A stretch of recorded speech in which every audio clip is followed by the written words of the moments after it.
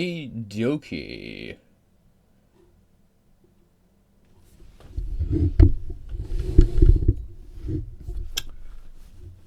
Let's see. Let's bring this like that. I'm going to leave the window open behind me again. I like having the light in here.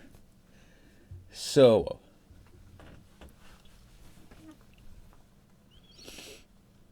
we got some Endless Space to play today. I'm going to let the chat fill in.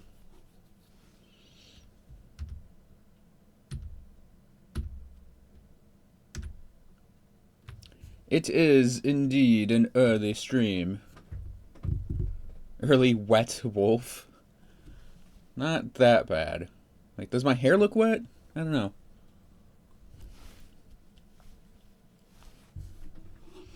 But yeah, we're doing the stream early, cause let's pop the game back up. I can. It's Saturday. So let's jump into it. Okay. We, today, are going to be playing the United Empire. This is going to be my first, what I would call official run through Endless Space 2. By your will, the Empire shall reign supreme. I would say this is my first official run through this game.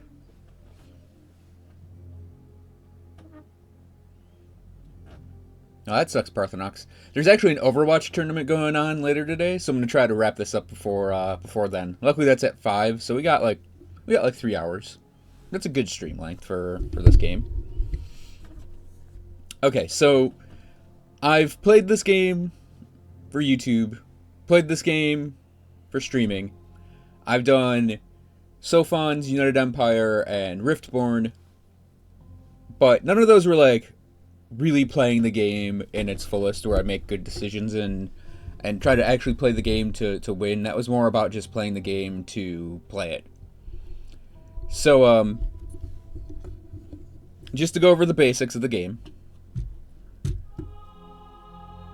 You have 8 factions to choose from, and each faction has a different thing it does. Because in Endless Space, in the Endless series, the factions are asymmetric. It's really pronounced in Endless Legend. It's less pronounced in Endless Space, though it still exists. Each faction has a different just style to it, but also a different almost play style a lot of the time, even though a lot of the like tech and science and buildings and the way you play the game is the same. Your faction is going to be very different compared to the other factions. So, better world, then blow it up with science. So the Sophons here are heavily into science. So each faction has 2 affinities and, well, an affinity and then their bonus and then a bunch of traits. So the Sophons have omniscience. A science bonus is given for discovering technologies based on how many players have already researched it. The fewer that know it, the higher the reduction to the next research. Their basic thing is they get +3 science on cold planets and just +1 science to all of their planets. And their political opinion leans scientist, as you would expect. So they have pilgrims as citizens, so they get +1 pilgrim sub-faction, minor faction, to their home system. Pathfinder trait, reveal the location of unexplored adjacent nodes. Fast travelers, +2 movement points on ships. Feeble warriors, -20 health, essentially, on Empire. -20 infantry health on Empire. They get xenobiology as a tech for free, and they get rare earth forms as a tech for free. So Sophons are scientists. Either you are with us, or you are our fodder. So the Cravers, they sort of move planet to planet to planet to consume. So all they want to do is expand and consume. So their affinity is slave drivers, enslaved factions living on the same planet, -10 approval, but you get +100% FIDSI for enslaved populations. They're militarists, their effects +2 depletion points on planets, and 150% FIDSI gain on on depleted planets. Hiroshima citizens, big fleet. So you can see that they have all these things that support them being more warlike. The families want you. The Lumeris are sort of space mafia. Their affinity is planet brokers, so you can use dust, which is currency, to colonize instead of using colonizers. So you essentially are buying your planets. And their bonuses are for dust. They're also pacifists, so they want to do trade and politics. And their things support that. The Join faith, wear the cloth, lead the church. The Vadyani are sort of religious zealots towards this ancient group of people called the Endless, who are in the background lore of the game. And the Vadyani, they want to become virtual Endless themselves. So they are shipbound is their trait. They use Arc, a unique resource to generate population and create arcs. I'm just saying Arc, I don't know what it's actually called because that's a little arc symbol. Whatever it's called, that's what it is. Arcs are used to colonize and develop systems, and it can be moved at any time. So they don't actually leave their ships to colonize. Their bonuses, they get +4 to FIDS, not influence, so it's just FIDS. And they have a -50%, though, population growth penalty. So their population grows slowly, but they have a giant bonus to their initial taking of a planet. They're also very religious, and this is what follows that. Horatio. Spread your gorgeous image across the stars. Horatio. Join Horatio. Thank you, Horatio. Horatio is the most Horatio of all of the factions, in that the entirety of his faction is him, technically. All of Horatio is clones of him. He is the genetic forefather to his entire faction. It's all Horatio. Literally all Horatio. Granted, the various peoples are unique individuals, but they're all based off of him. And his whole shtick is he wants to spread his beauty, because he views himself as the most beautiful thing in the universe, across the galaxy. His affinity is Gene Hunter, plus 5% food consumption per spliced population on original Empire population. Can splice the genetic material of other factions to enhance its population. Splicing requires the sacrifice of some individuals. I don't exactly know what this does. It sounds like you sacrifice a minor faction group to gain their bonuses, is what I'm hearing.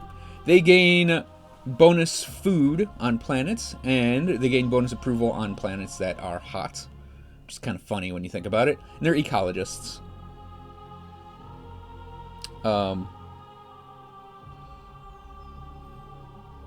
Yeah, that all of their things support that. You will lead us to victory, for defeat can be undone. So the Riftborn, as a faction, are from a different dimension than ours. Or the endless space dimension, however you want to look at it. And the Riftborn came about because a hole was torn between the two dimensions. And our dimension started to bleed into theirs. And started to poison theirs. So to find a solution to this, they sent out a group of explorers into our dimension to expand out and solve this problem. So they are continuum sculptors, is their affinity. They can build singularities and affect time by placing them on a system. Singularities have a fixed duration and can only be placed on a system within the Empire's vision. So a singularity, you can speed up time, slow time, or stop time on a system. This means you can speed up the building of things, you can slow down the building of things, or you can just freeze the system. I believe you have to research text in order to completely do every one of those things. It's incredibly useful to speed up your own systems to make things quickly. The Riftborn trait, they get bonus dust, science, and industry. Population must be built in the construction queue. It does not grow normally, and they're industrialists. So what this means is you have to build people. Because normally what happens is, with food, your populations will grow naturally. These guys are kind of like the Broken Lords in Endless Legend, in that the Broken Lords, you had to buy people, like literally spend your dust to make people, because Broken Lords are made out of dust. And with Riftborn, you have to build your people to increase your population. That's a blessing and a curse, because it means you can control your population growth, but you have to actively devote resources to it and time to it. And their whole shtick is related to that. No, they start with Hyperium on their home planet. Oh, and Titanium. So they start with resources. That's kind of cool. Listen to the whispers of the heart. So, Amplitude Studios, the people that made this game, really love communicating with their fans. And they have this whole games together exchange thing where they will actively listen to ideas people come up with that are popular and integrate them into the game. One aspect of this, which happened in Endless Legend and happened in this game, is fan-created factions. In Endless Legend, it was the Cultists of the Eternal End. The Cultist group, the single city faction, was fan-created, both in design and in what the faction did. So in this game, the Unfallen are the fan-designed faction. They are essentially tree people that are going into space to survive and expand. So their affinity is can use their ships to expand their tendrils to adjacent systems. When a system is anchored this way, let me start again. When a system is anchored this way, they can colonize it. I think they're missing a word in that sentence. When a system is anchored in this way, is what I think it's supposed to say. They can colonize it or let it provide bonuses, approval, population growth to friends. Unfallen, they gain bonus food on fertile and just bonus food. And they're pacifists. So they tend to lean towards not warlike stuff. These guys are all about making alliances and making peace. That's why they start with bonus approval per alliance on systems and per peace on systems. So yeah. And they get guardians, apparently. Allows discovery of guardians on planets. Guardians provide benefits to their owner and their friends while penalizing enemies. So they essentially get the guardians, I guess, from Endless Legend on various planets. If that's how I'm interpreting that. Lead us to dominion. Bring us to victory. And we're going to start with the United Empire today. I'm just going to play the game on normal. And United Empire, they sort of have... well, let's just read the thing. Emperor's Will. They gain 0.1 influence per industry spent. Can use influence to buy out star system improvements, research technologies, and purchase resources on the marketplace. So essentially, you can literally spend your political energies to get things done. They're Imperials. They just gain a bonus influence. And they're industrialists. So, their whole thing with the United Empire, they're a bit of a mix between United Space of America, United Nations in space, and all glory to the God Emperor in space. And they also have kind of a sub-faction theme going on because there are different groups within the United Empire. So you start with Hisso citizens. There's also Sheridan, who were a faction in the previous Endless Space game, are technically part of the Empire. And Mazzari, who are technically the Vaulters, are also part of this empire. And today, I'm actually going to try to play a Mazzari-style United Empire, but we'll see how that goes. So, in our...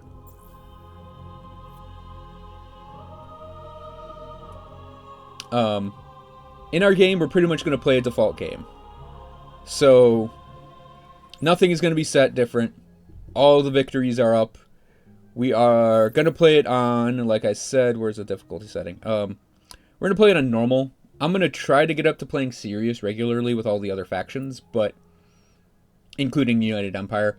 I'm nowhere near as good at this game to play it on Endless yet, and I actually don't know the exact best way to go about going through this game yet. Our galaxy, we are going to do an ovoid. Like I said, it's the default setting. It's going to be large, medium density, few constellations. The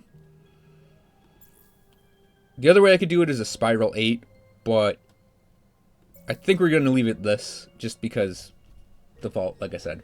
Spiral is where I'd usually go for. Now, hopefully when this opening cinematic plays, the sound will actually be on this time.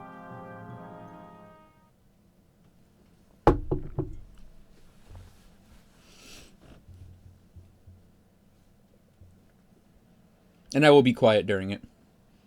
I think that's different artwork.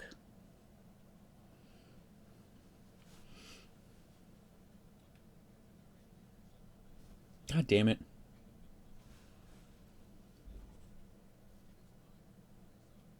I don't know why the sound doesn't play in these opening cinematics for me.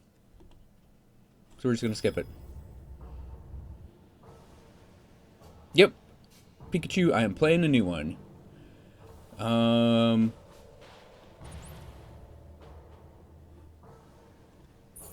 don't really think I need the tutorial information showing up.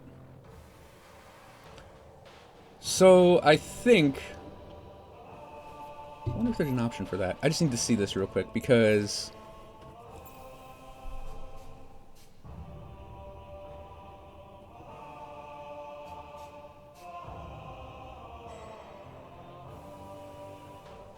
No, I don't know why there was no volume in that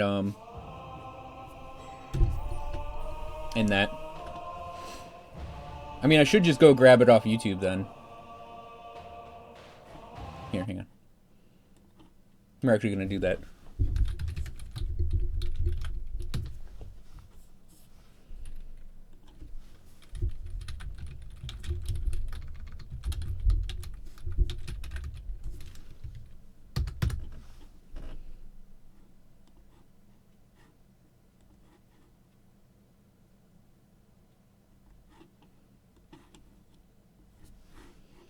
So let's switch over to the screen capture.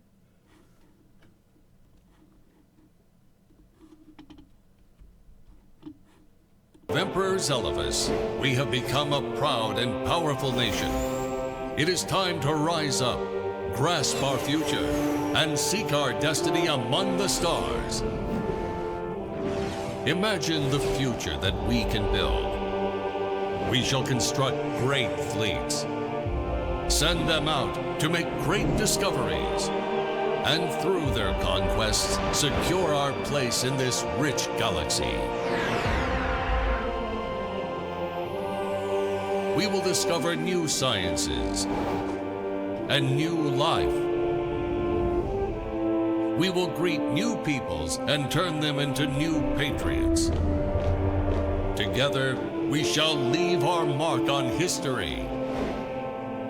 For together, we can become anything our hearts desire. Whatever the cost, whatever the effort, let us not shy away from the greatness that is our birthright.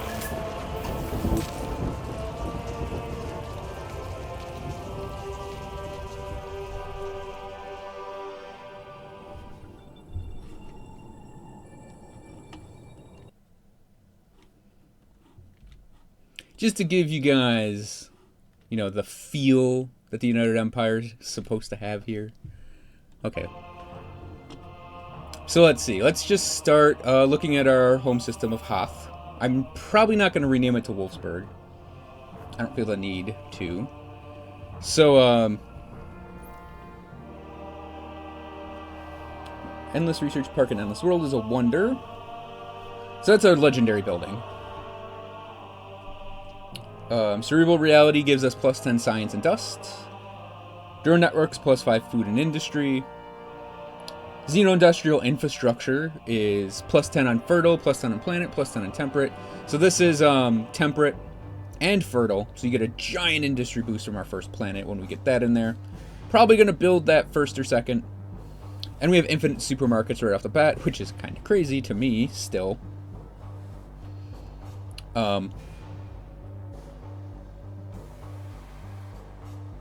Now, the difference between this game and the original Endless Space, you don't start with specializations. Specializations, you have to research them, which is kind of interesting. And it also makes the game a little slower. Actually, we can immediately colonize this planet, too.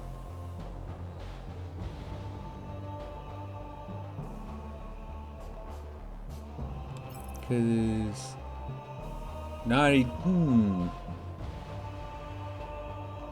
Yeah, we had to add that into our queue to do it, that's right. Also, Endless Space is going to have to come back to me a bit. And this is temperate, and we don't know what that is. So we actually get a big bonus out of this when we colonize it. Yeah, Pikachu, that happens.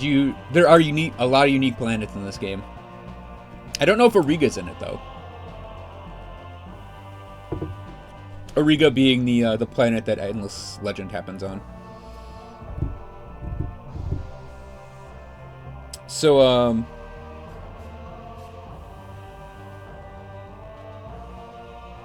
I think we're going to do drone networks first, and then the Xeno-industrial infrastructure. I might colonize that after, we'll see. There's a lot to this game that I'm still learning, so we're going to have to, like, we'll just learn as we go.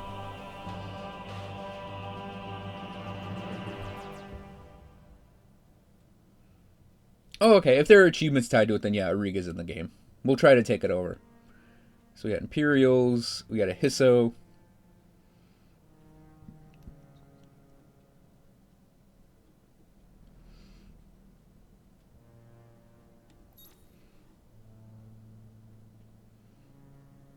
Oh, that's cool.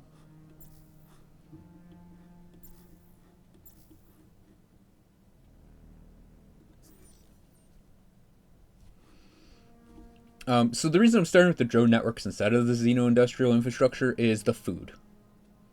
Like, 5 industry's pretty good. 5 food's probably better. Compared to, like, we'll get a giant chunk of industry out of that, though. And it also takes, it's 5 turns instead of 8 turns, and that'll just speed up the Xeno-industrial thing. Okay, yeah, we can't take over Hoth yet because it's toxic. That's what I'm gathering. We need hyper packs to do that. And we need wave function control to pick up Hoth 4. So here's the Empire screen for this game. Here's our system. This is how you work towards victory. Here is the politicking screen, the Senate screen. This is our current law that we have in. Plus 10% of industry spent on any construction is converted into dust at the end. So we get bonus dust as we make things. And you can see, because we're industrialists, we have our own things. And you have to gain influence to get new laws going.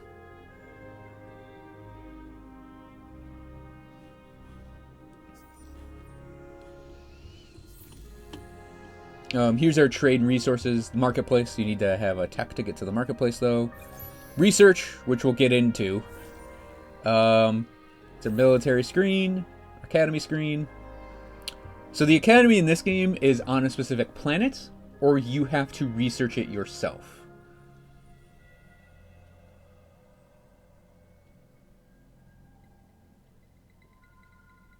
Yeah, Parthenox, we actually knew there was going to be a beast faction. That was one of the things they revealed a while ago.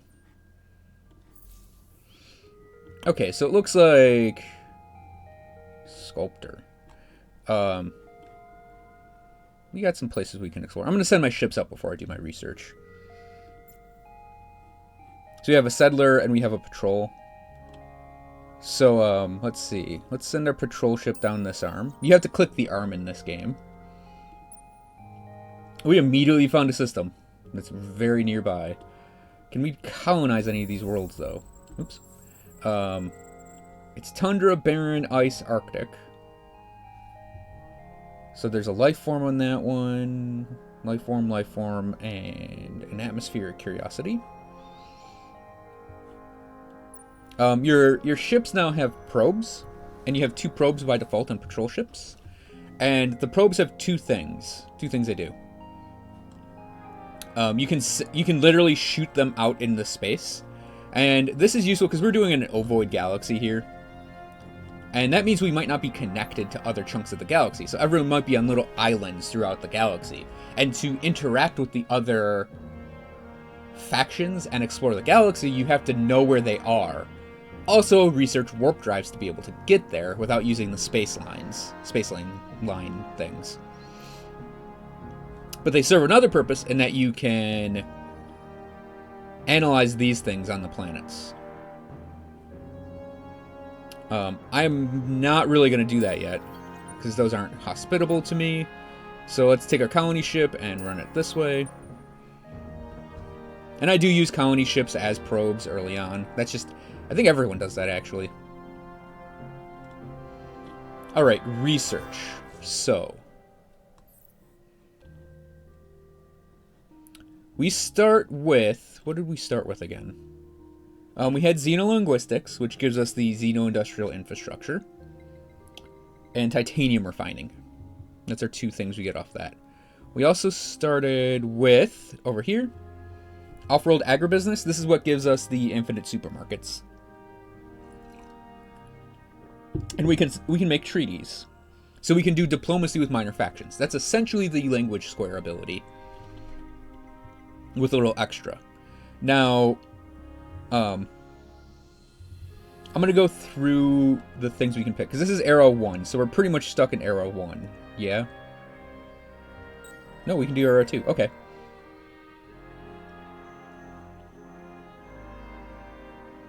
Oh, right. Okay, so we can do Arrow 1 and 2 here. This is locked. We have to level up our system. So let's see... and this is locked. We have to level things up. I think you have to learn in this game, you have to learn a level 1 thing here. So let's look at what we got available to pick. So Endway Fusion. Militarists like this. Improvements, we get to make impervious bunkers, which increase our defense, and the chain gain program, which means we can convert population into militia. Ubiquitous surveillance. Militarists like this. Big data shipyards. We gain bonus XP when we make fleets. Or on ships, on fleets. Yeah, initial XP. Okay, I read that right. So what happens with ubiquitous surveillance is when we make a ship, it gets 40 initial experience. And we get the support module O2G delivery gear. Whatever that does.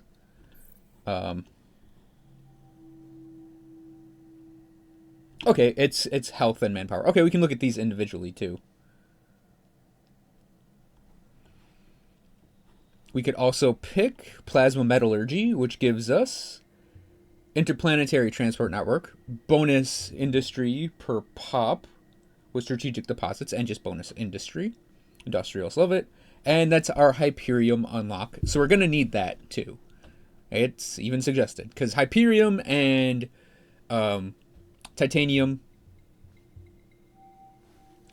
pretty important early resources. We have galactic commodities. Also, I'm reading this as much for me as I am for you guys, because I don't know the exact best way to go through the research in this game. Like in Endless Space, there was a way you went through it that was fairly efficient early on, then you could pick and choose later. In Endless Legend, there was pretty much like 4 or 5 things you wanted early. Even more if you were playing like on an island map. I don't know the exact things we want to do yet for this. So I need to figure out what these things do, and that's a stock image of mining hats. Anyways, I need to figure out what these do as much as everyone else needs to, and figure out the best way to go through them. Okay, so galactic commodities gives us the Miners Union, +1 resource generation on strategic resource deposits, and it gives us the G-Goods Exchange, access to the marketplace for luxuries and strategics. Multi-thread management gives us intergalactic supermarket, aka Dust. You can only build it once per empire. Has a huge amount of industry though. 1500's big. It'll give us a ton of influence though when we finish it. Pacifists love it. And we get accelerated production, enables the use of dust to immediately complete anything in the construction queue. Now, multi-thread management's probably not going to be as useful for us.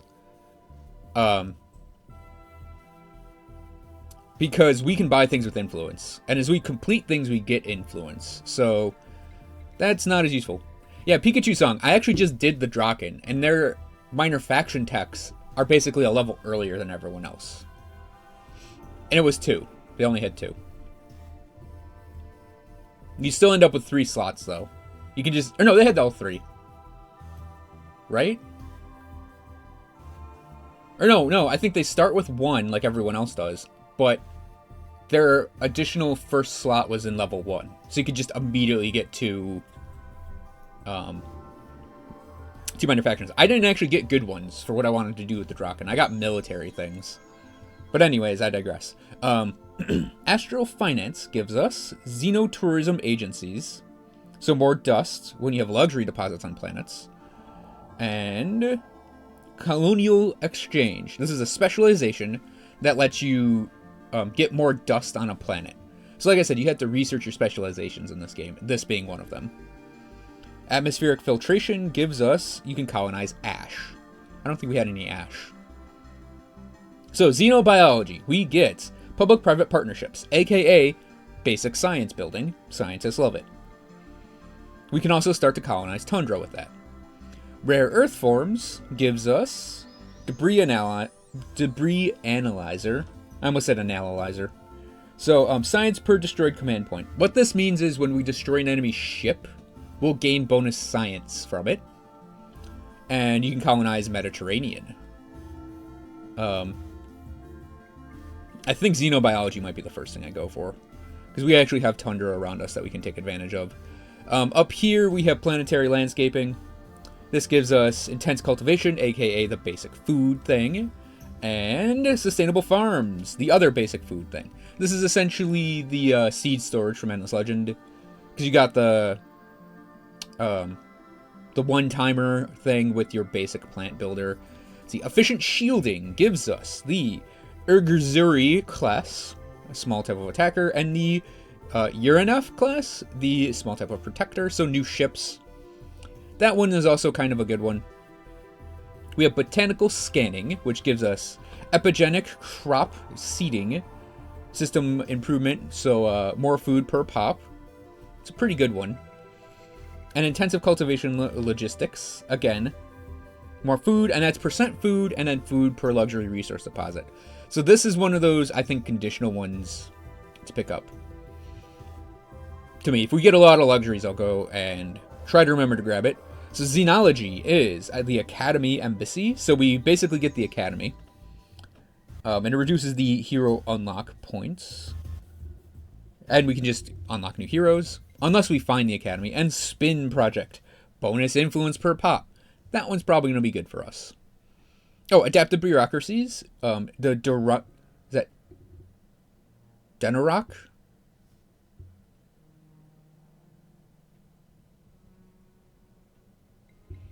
Yeah, we have to actually research our military ships. That's how it's always been in Endless Legend, though, I think. Or Endless Space. Or no, did you... Oh yeah, you did start with a military-grade ship, didn't you? It was like a really, really crappy one, though. So, Adaptive Bureaucracies. It gives us the Narku University. This is straight up a great single tack. Because bonus approval on a system, bonus influence for us, and then our Fidzy get a bonus per population. So, you build that in your home system or a system with a lot of planets, you get a huge boost to that system. And Colonize Baron. So that's actually a good one to pick up, too. However, like I said, I know we're going to need Efficient Shielding sooner rather than later. And Xenobiology is also kind of important for getting this stuff faster. So we're actually going to pick that up first. 6 turns to get it, which isn't too terrible for your starting attack. Yeah, and our ships, you start with a patrol ship. And patrol ships launch the probes. It's a Zolia class. How's that for a reference? Yeah, That's our settler ship. My plan, I think, for research is xenobiology first. And that'll presumably unlock these 4. Or these 2 for me to look at. Rare earthworms we're going to have to pick up at some point. I know that. And plasma metallurgy we're probably going to have to pick up too. But, planetary landscaping, there's a lot we have to pick up, actually. It's rare earthworms, planetary metallurgy, planetary landscaping, and efficient shielding are all my early techs I want to get. Luckily, there's no race in this game to me. Okay. Hero acquired. Let's look at our hero. So he is an Imperial hero.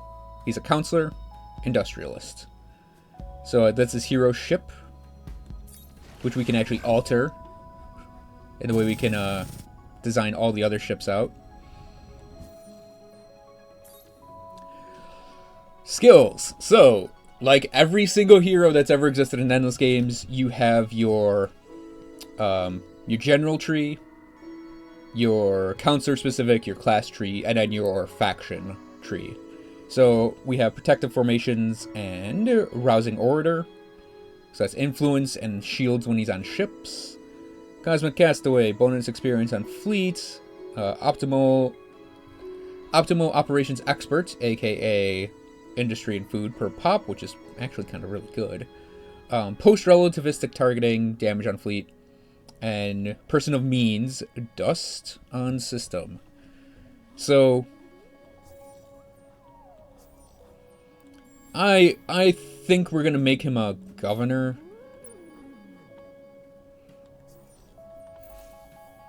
It is a time of great peace and prosperity for the Empire. Usurpers have been vanquished, disagreements resolved, wars ended.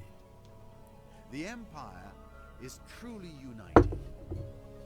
Now is the time for your great nation to forge a path to the stars, to bring your great civilization to other worlds, to impress upon any other races you discover that your way is the best way.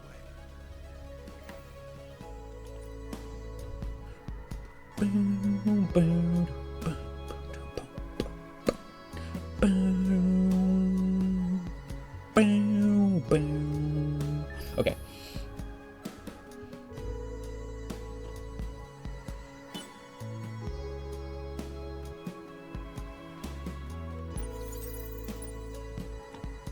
Okay, what did we find up here in Ganos? Zoomed way in on that. Okay. Tiny Arctic, small Arctic. Not worth my time yet. That was a misclick. That actually turned out in my advantage.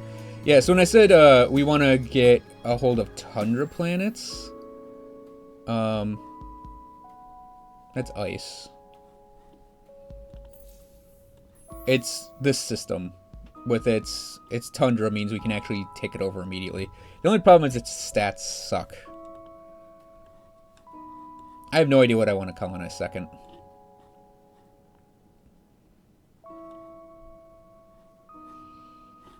And yeah, this game I think kind of has empty turns more than the other games.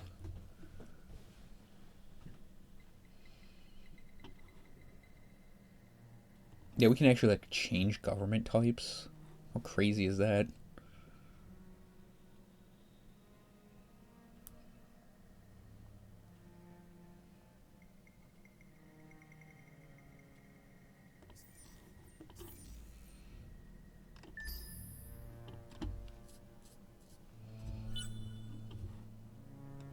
Wait, can we buy out science?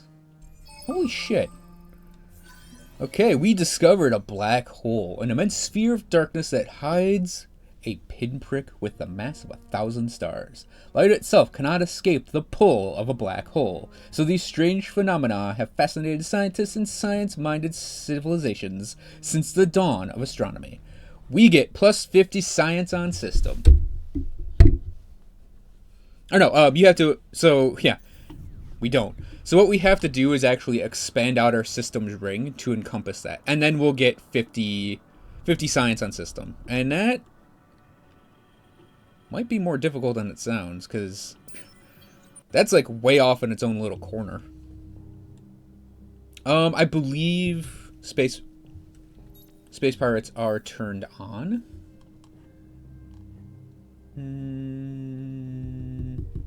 Yeah, enable pirates. I forgot to turn them off, actually.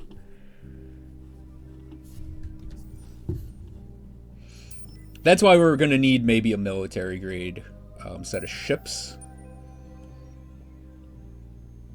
A little early.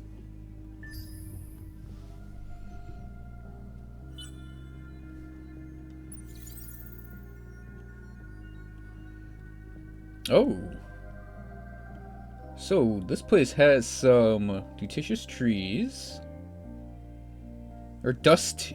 Oh god, that's such a hard word to say. Dusticious trees. And it's got Hyperium. So let's look at the system itself. Why do you... It's odd that it always zooms in on a planet. So there's a large forested area. Arid, desert, and ash. This would be a great dust and industry center.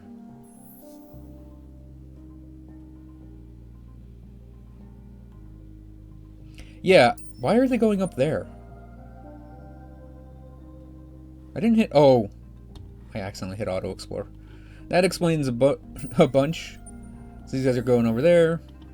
Homeworld, we get our drone networks next turn.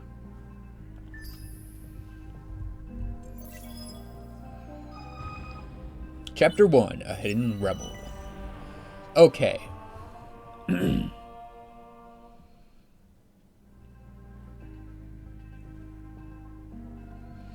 It's like a knife through your heart. You joke, Hadri, you say, knowing that Sheridan never jokes. He shakes his head. The weapon signature leaves no doubts. You stare out at the starfield, anger growing. A United Empire fleet fired upon a fellow UE vessel of obsolete design.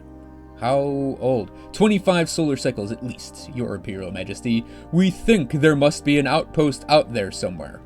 The knife twists. This is no reactionary rebellion. This is something fomented decades ago, meticulously planned, kept hidden with a military-like focus. Few would possess the courage, the resources, the sheer iron will to see through such an undertaking. Who would do such a thing? You thought the uprisings were a thing of the past, crushed forever when you disposed of Duke Anatov and finally united the Empire all those years ago. Your heart chills. Could Lena, bitter, ungrateful Lena, have hatched such a diabolical plot? Or maybe it was Hadri, so-called First Protector, Hadri Lenka, so near yet so far from the seat of power? Or perhaps it was Petra Mandzukic,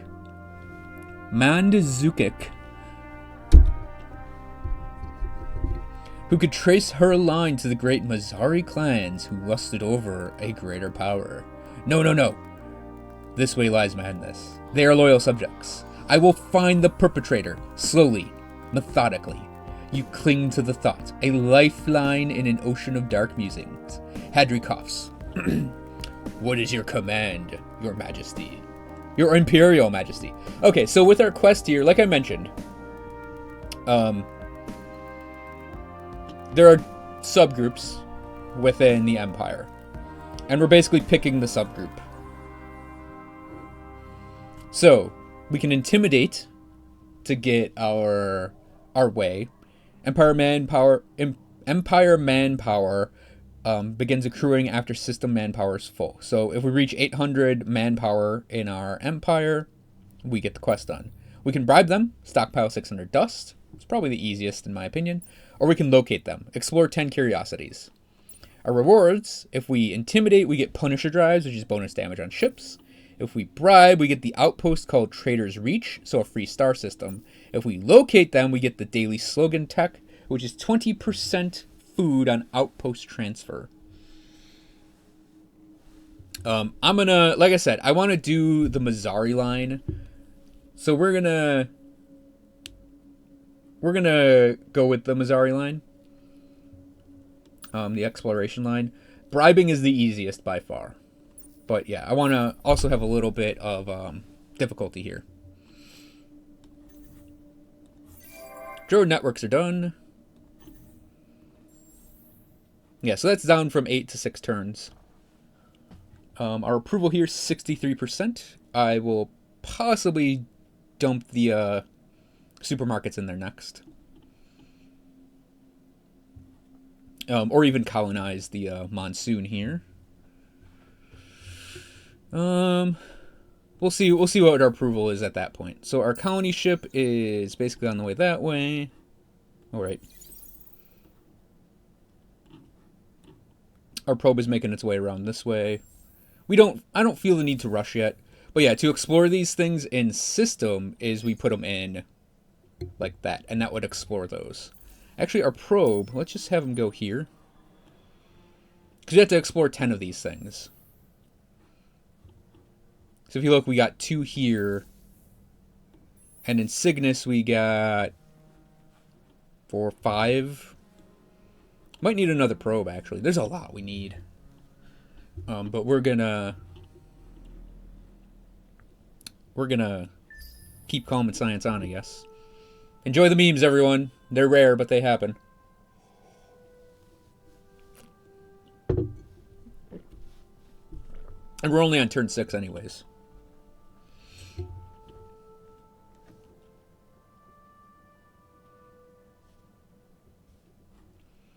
And I do agree, Pikachu. Bribe is the best, I think. A free system, even though it's only 1 planet.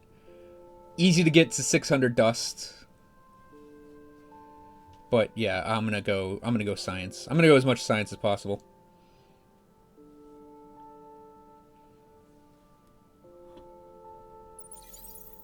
Oh, I didn't even see, like, there wasn't a sound effect for the game clicking over. So, Gobris here.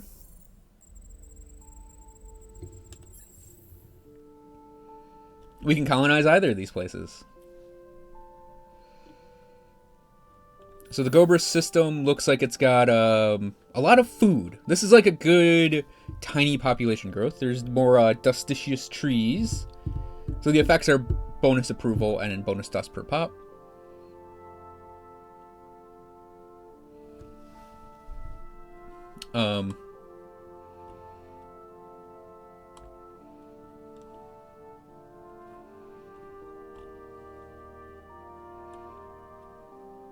Yeah, that's locked. You need a higher expedition thing for that. So let's explore the tundra stuff. Cygnus, you got a life farm. Super Spuds, it's a resource. Bonus approval and food per pop. We got 5 of them. And we'll explore that one. Life form. Dusticious trees. Again, the dust trees. And we got 5 of them. Now, I'm actually going to send this guy down this way. We need to still explore the galaxy. So, which planet had that? Oh, yeah. So we can get those 2 coming in if we get our colonizing ship back here. But that's going to take, like, 7 turns.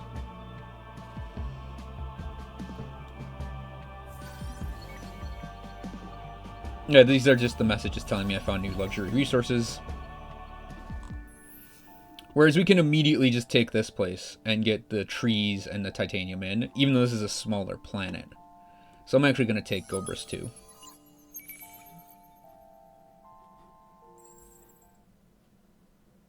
Oh, that's awesome.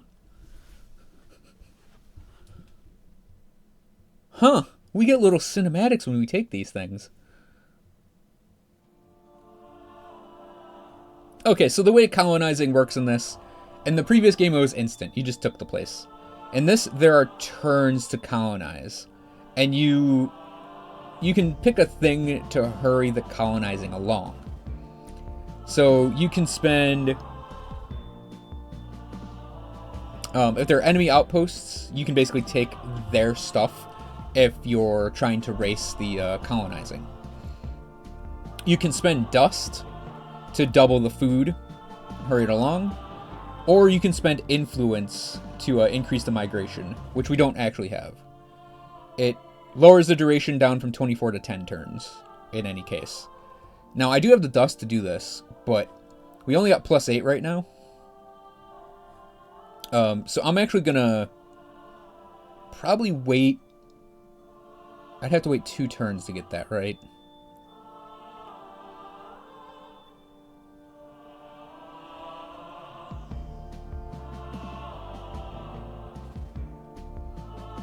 So there's going to be 28 food incoming in 2 turns,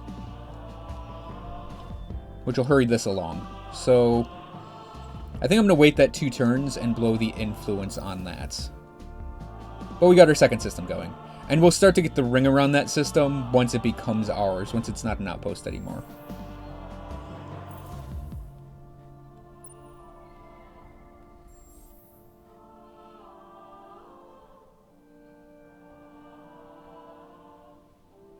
How long is the signal going to take? 3 turns? I'll decide on that when I actually get to it.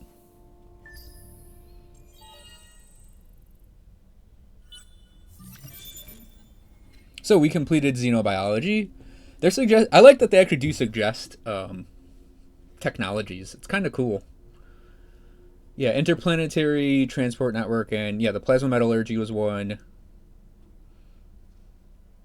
Eukaryotic sap is unlocked. So you get happiness, colonize snow, and H-field accelerator, support module for ships. Let's open the text screen here. Yeah, that's what we unlocked over here. Eukaryotic sap. We also unlocked the machine bacteria. So you get titanium probes. We get colonized steps, which you don't have any that I saw, and Hyperion probes. I'm inclined, because we are going to have to deal with it. Let's get the efficient shielding out of the way. We're also building things on our planet right now, and we don't have the space really to build the food stuff. So we're going to pick up efficient shielding. Hey Yukari, it's pretty good so far. They cleaned up a lot since early access.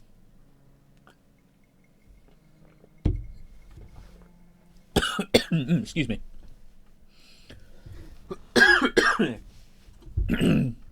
I kind of burped while I was drinking that water.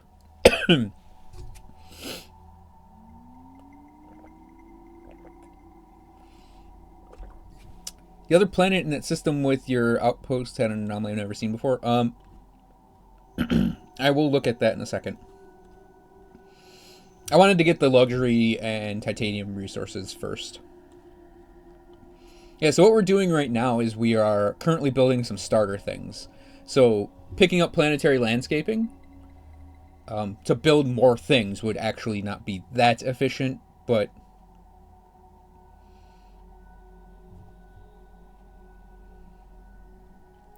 Oh, wait a second. Do you just get... Oh.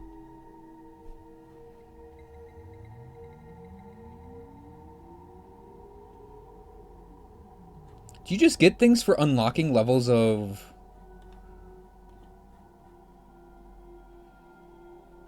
Huh. That's interesting.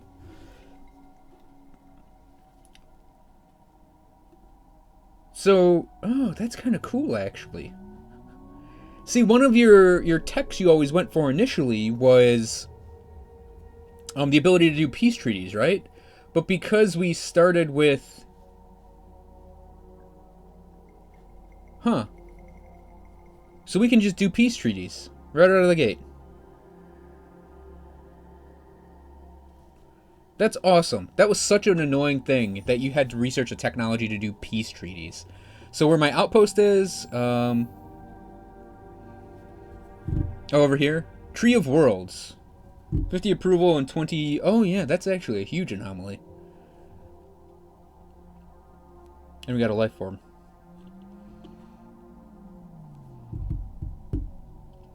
You know, that's kind of like, what was it called in Endless Legend? Big Tree? Or something like that. Tree of Worlds was in the last game. I remember it. Yeah, and Yukari, I actually went over. Yeah, we just got free stuff. We get warp drives and we get nano repair bots.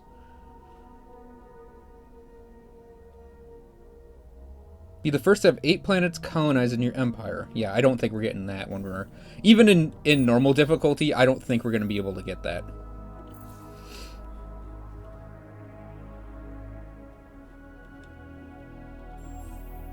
Yeah, there was, it was called, like, Big Tree or something like that. It was a really funny name for it.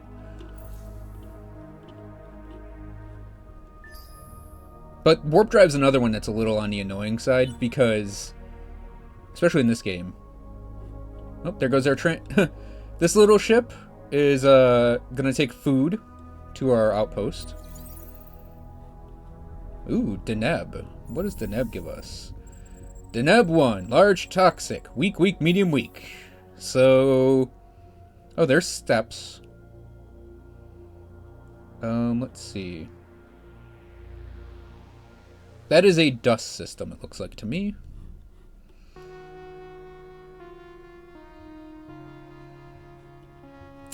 Three turns to build that. Like I said, this game has a few more,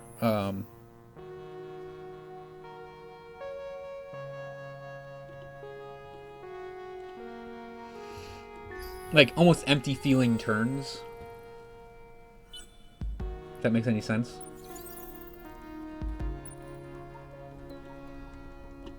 So we got one of our probes back. So let's explore... there. Eden Essence. Bonus science per population.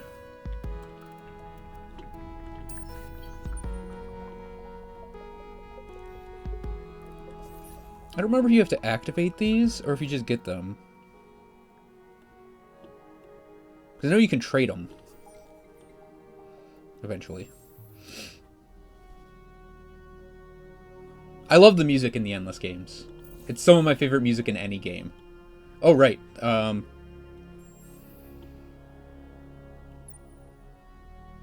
So for 10 turns, or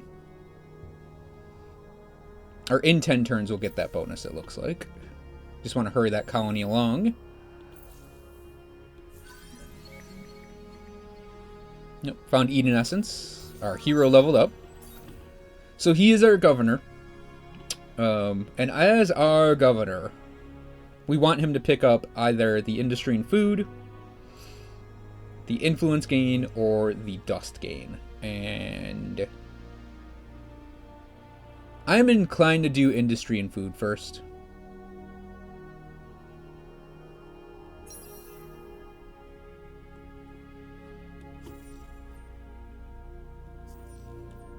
Because that just makes population grow faster and things build faster in the long run. Doesn't sound like a lot. One industry, one food. That doesn't sound like a lot, but trust me, it is.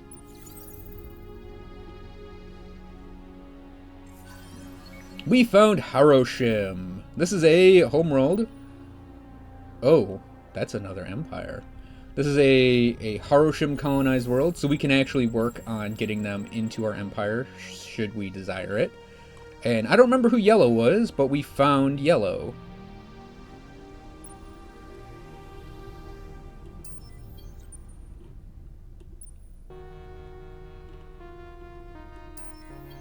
I think we actually have to get our guys there. One turn on that. Still 20 turns for that. We got 2 of our little food ships going.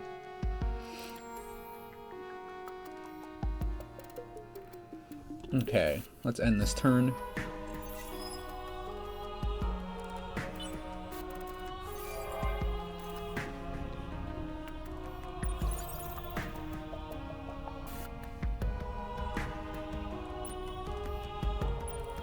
There's yellow. Wait, bright yellow is not one of our... No, okay, this is, that's not an empire. That is... That's the pirates. So It's good to know that exists. Yeah, this is single player. You can actually play it multiplayer too, Yukari. Okay, next thing Hoth has to build. So we are only getting 1 dust per turn coming in right now. So I am actually going to put Cerebral Reality in next. And we have to explore these things, so we'll do like this, I think. I might slip a Settler in, like, right here. Because they only take a turn to make.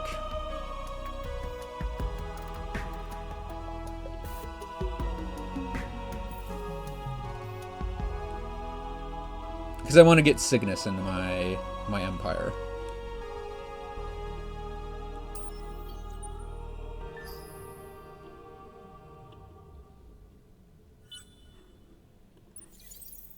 The Hive cares Oh. little for the interests of other races. Okay, so the Cravers are nearby. We ran by them in this lane, so that's good to know.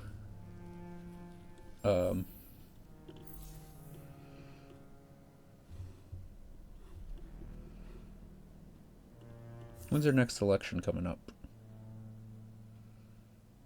So let's see. It looks like ecologists and industrialists are here. We have the science guys in there. They're the tealish color.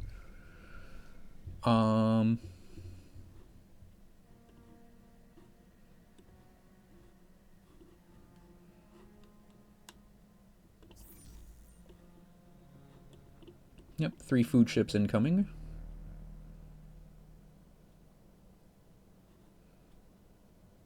Kind of like that they have these little food ships just taking stuff here.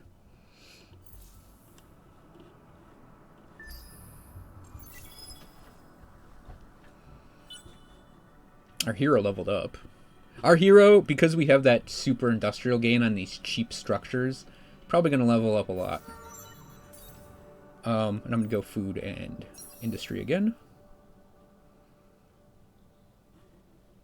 I'm pretty much going to do the food industry, then the dust, I think.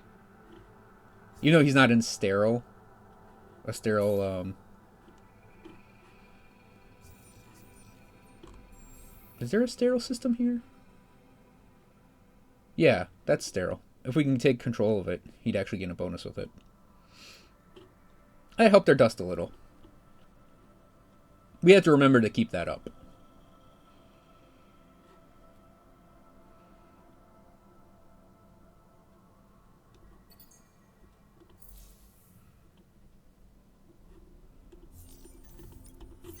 Yep, because Cerebral Reality finished off. Guys are 17 turns away from that. Oh, great. Ship. Where is our little ship? We discovered another minor faction, the Bagaba.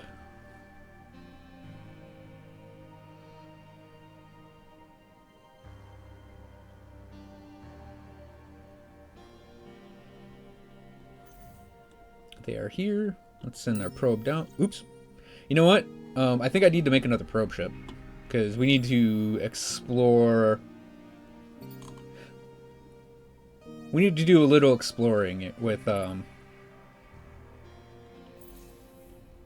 curiosities.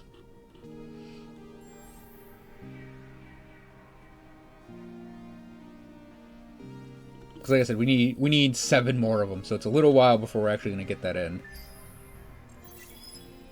I think it's just a shame that we actually ran into 2 minor factions, like, immediately.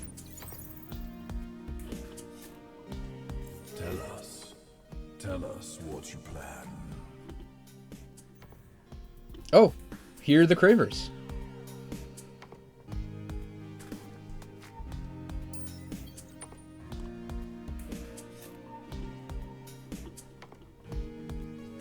So the Cravers are pretty much our next door neighbors. That's possibly bad. I don't remember how we get... Oh yeah, so we can spend our influence to praise them.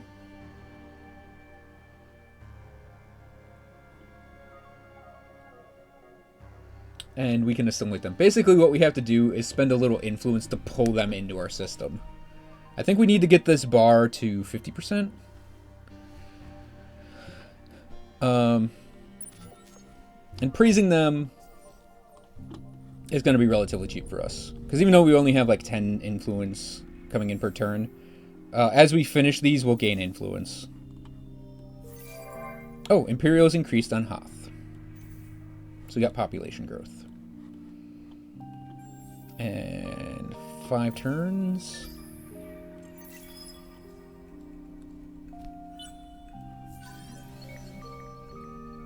Hoth 2. We sent a signal to it. It was successful. We got 20 Eden Essence out of it.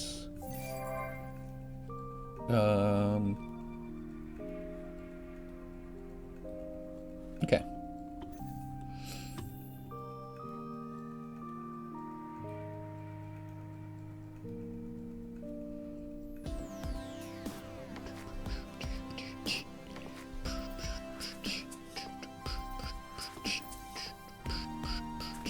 We get to design ships next turn. That's going to be fun because I have no idea how to do it in this game.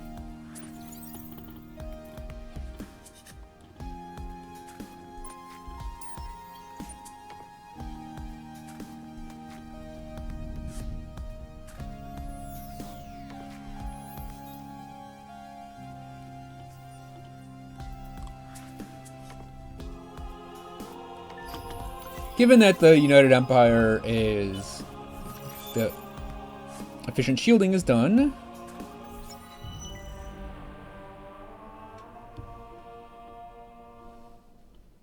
So we need 5 atmospheric... Okay, so we have a cooperative quest started. So we need to find 5 atmospheric curiosities to explore. These are the 4 empires. Whoever wins gets this. Okay. Failed an expedition into the ruins there. Didn't find anything. Settlers coming up next. We have... Industrialists are probably going to win, but we have the science worked in.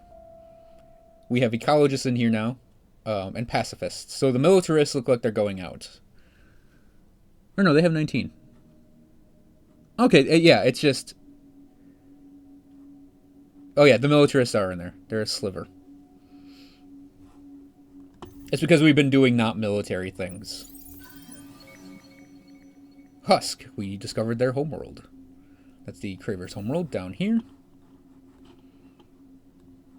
So they have a second colony that's already like a colony, but they're Cravers, and they just do that. Oh, we found a collapsing star, a short-lived star that has reached the end of its 10 million year lifespan. As it dies, a massive explosion ejects solar material out of its core at incredible speeds. At safe distance, a collapsing star looks bright and beautiful. So you get plus 50 influence for having that in your system. Oh, look at that. The Cravers are probably going to get that. So we have to send this guy back this way. And this is a Craver probe coming in.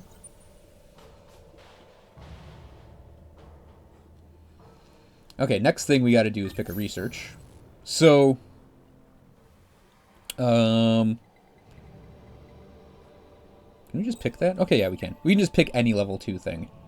So, we get advanced scanner, so we can do better probe searching, colonize savannah, and warp drives. Warp drives, kind of important. PEV scale accelerators give us the science on cold and bonus science per pop.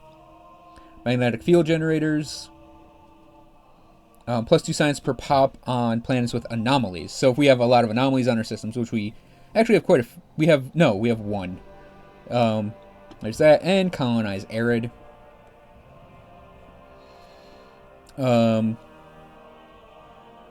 So, I know the baryonic shielding is going to be important. I haven't seen Mediterraneans anywhere in our area, but we do have arids and savannas, I think. I know we have barren, And I know we have snow and steppes. So I think all of those are going to get researched. Barren,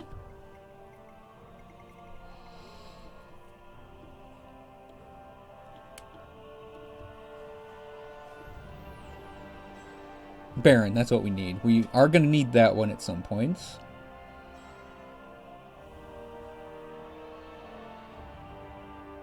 Now we do have quite a few luxury resources in here too, so botanical scanning would probably not be a bad thing.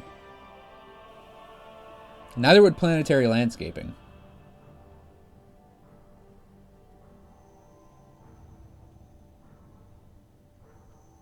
How many colds and hots do we have? Fertile, temperate, cold. That actually doesn't say yet because we don't have presence in there to figure that out. I don't think we can. No, we can't. Can't look at that yet. Temperate, fertile. Okay.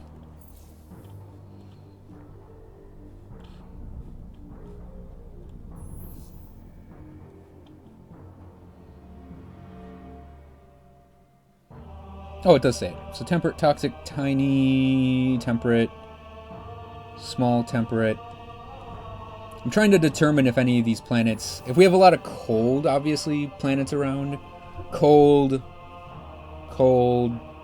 Okay, yeah, actually, that's a very, very cold place. Yeah, that would probably be a good thing to pick up, planetary landscaping. And plasma metallurgy, I think, will be next. So we get to do a new thing, though. We have escorts and corvettes. So let's look at these things. So they have the warp drives, support modules, basic opal laser, and they have an empty ship slot that we can put something defensive in. Or a weapon or a defensive module. So these are our attacker things. I'm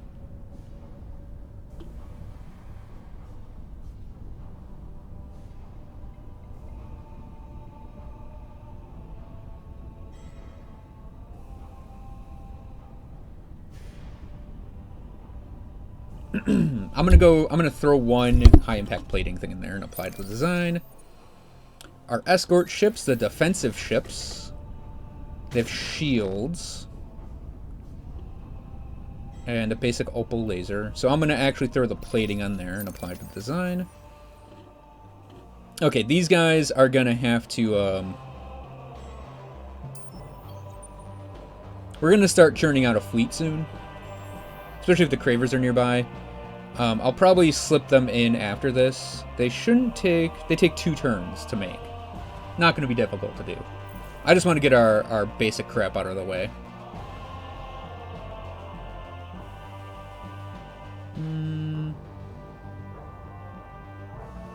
We're keeping pace score-wise.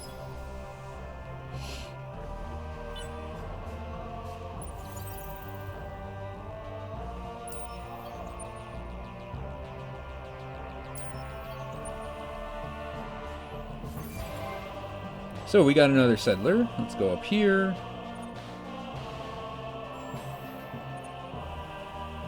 Create a new fleet with that settler and send him down here.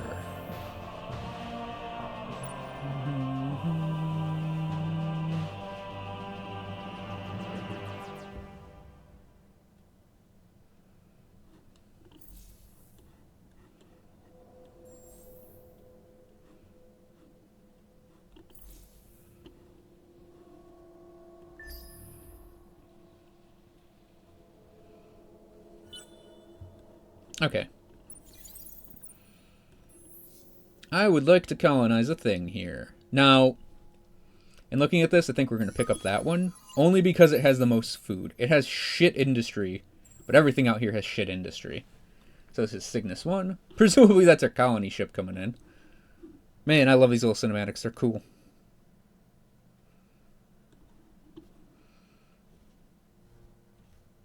So here I'm actually going to spend the dust to hurry it along.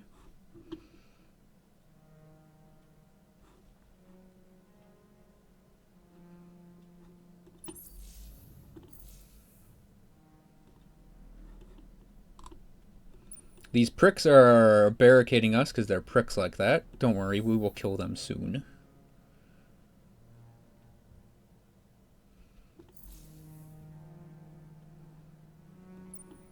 That will go away in a second. And let's see how our probe's doing. He's probing along.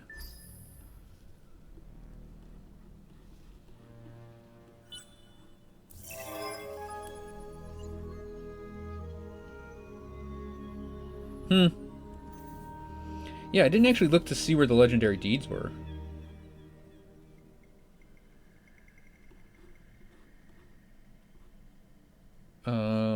Build that was one. We need the Hyperion for that. 8 planets colonized. This is another one. First to get 100 dust in a single system. That was one of them. And we don't know what that one is.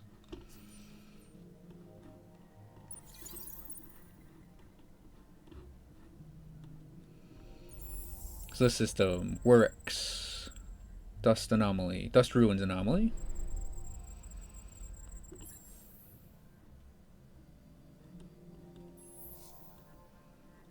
Can't see Works 3 then? Weird. Oh, okay. That's the that's where our galaxy breaks. So we are okay then. So we actually have the Cravers as neighbors. What do you mean by actions, Yukari? So I'm actually going to come back up to Deneb with this ship, I think.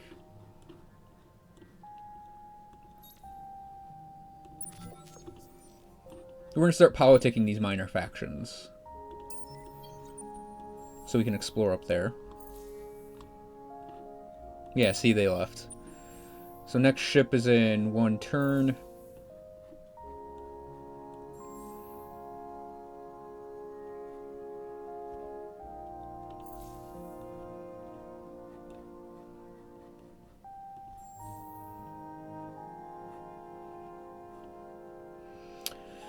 Five turns and that becomes ours.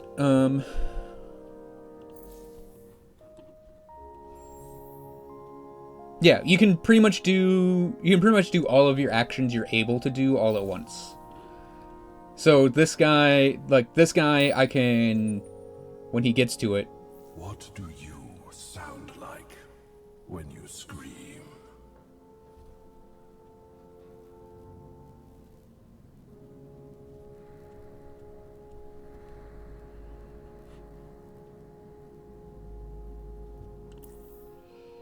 So like this guy can launch a probe at a planet. He can set up his movement. You can do pretty much everything you need to.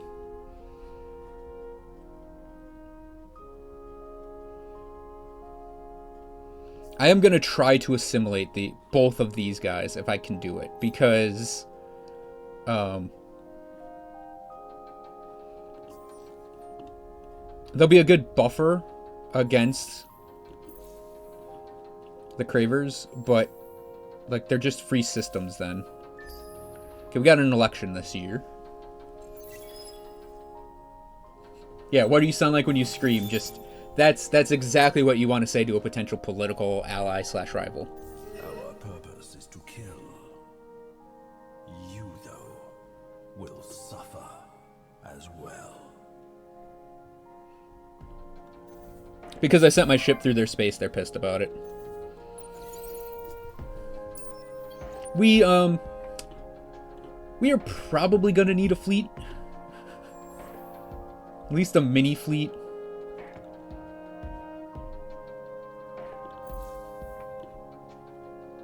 Okay, we're seeing a problem with dust here. So we only have 1 dust per turn coming in. So I am gonna pick up I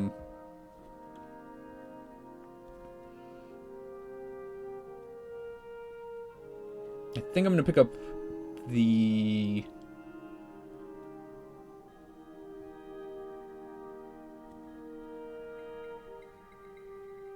think I'm going to pick up Astral Finance next.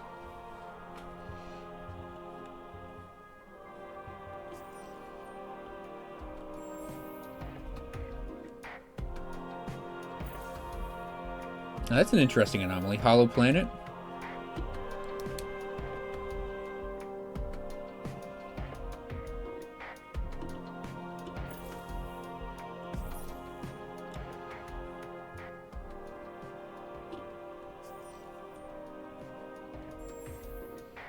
So I don't remember...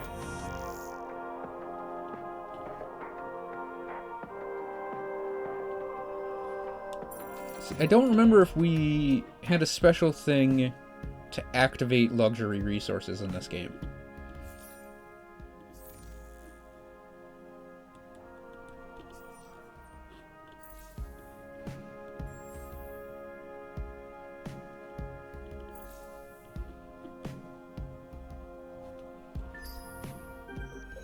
Oh, right. Election time. So... we can do official support, small boost to a chosen party. So we select a party and we do official support. We can intimidate our citizenry. Or we can reinforce intimidation of citizens. So we can basically scare the crap out of our citizens to force a result.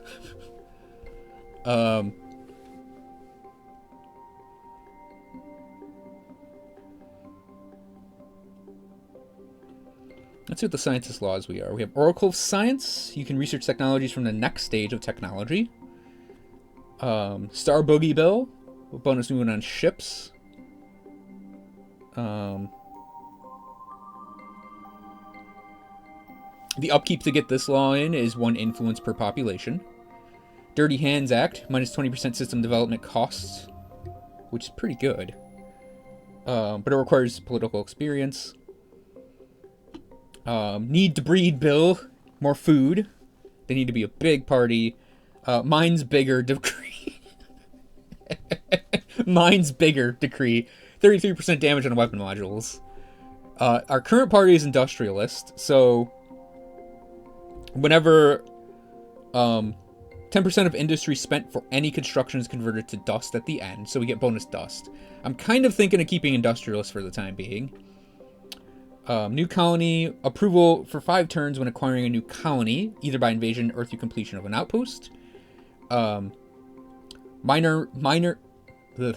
Mineral Misers Act. We get more resource generation based on strategics. Fleet Fortitude Decree. More health on ships. Work Not Shrink Act is just bonus industry. Now what needs to happen here is to get these laws passed, you basically set them up and they cost influence, looks like. Also, ecologists are probably pretty good. Hardship Ready enables colonization of telluric, non-gas planets. However, you will suffer a fizzy penalty without correct colonization colonization technology. So, if you have ecologists as your dominant political party, you can just colonize things. Bonus food. Motion tips. Pacifists. Right thing rule. Bonus fizzy in alliance and peace. See, we're not doing that right now, though. So I want to keep the industrialists, but I want to bring scientists in, so we'll do that. Okay.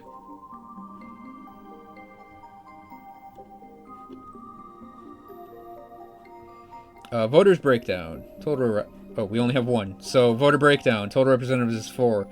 Pacifist and industrialist got this. Did I actually hit the proper thing under support? I don't know that I did.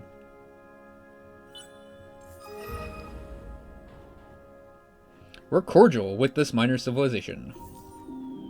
So these guys discovered the academy.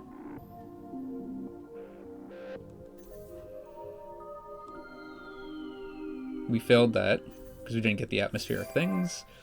We got a patrol ship done.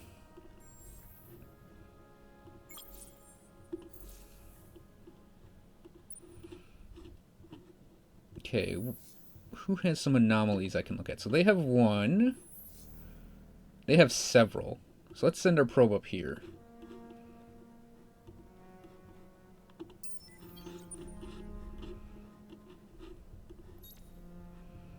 Okay, they have 3 turns of praise still.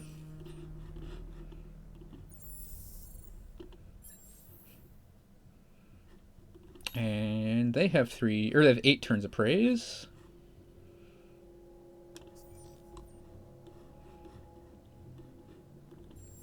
Cygnus is 9 turns away from colonization. Gobris is 1 turn away. 5 turns on Astral Finance. That'll help us with Dust a lot. Before we build these two, I want to do that. Okay. Gotta get our probe out of there. Cravers don't like them. We're definitely going to need a strong fleet if we have Cravers as neighbors.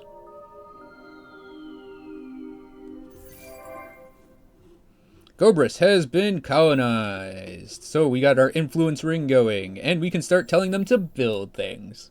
Okay, Yukari. So we're going to do the drone network, the industrial thing, and then the cerebral reality. And we're going to load in this life form.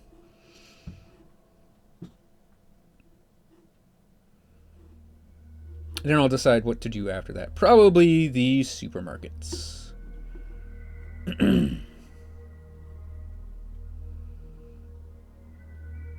So they're definitely leaning towards industrialists. Oh, right, and we can actually look at this. So, because it's split between pacifists and,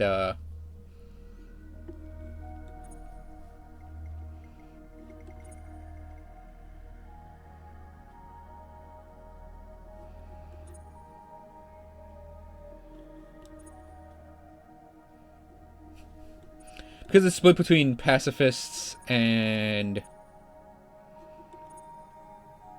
industrialists, we can actually pick between the 2 law sets.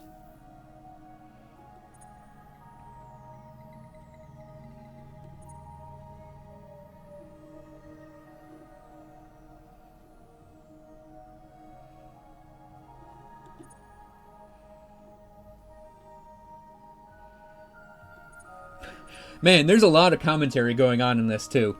This law, the Super Tax Act, basically, your approval goes down per population, but you gain dust per pop, right? It's taxes, essentially.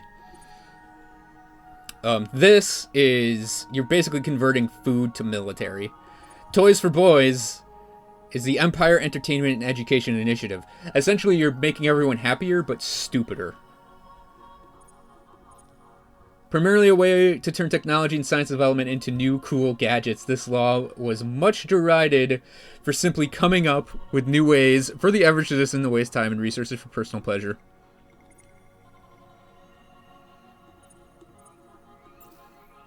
So, that seems very circumstantial to me. Can we do Miser's Miser? So, resource generation, 10% industry on systems per strategic resource deposit. Pacifists can do luxury, and then we don't really have that one.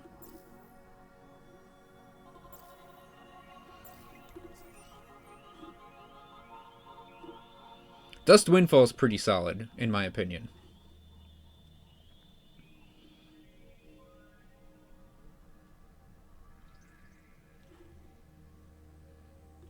However, we are now losing dust, so I think I'm actually going to have to do some taxing.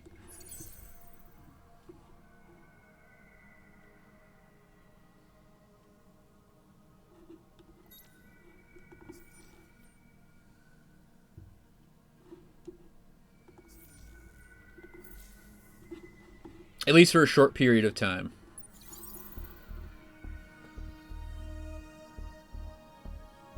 Oh, the Empire Strikes Back. Probably a good thing I didn't actually...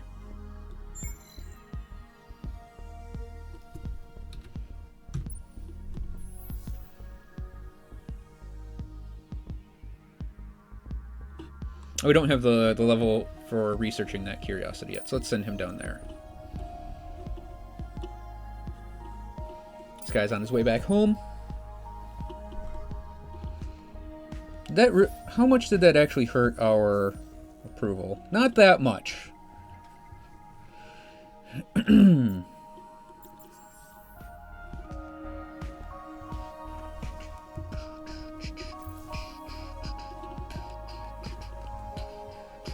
We can also abolish that law next turn if we need to. It literally costs nothing to get rid of it.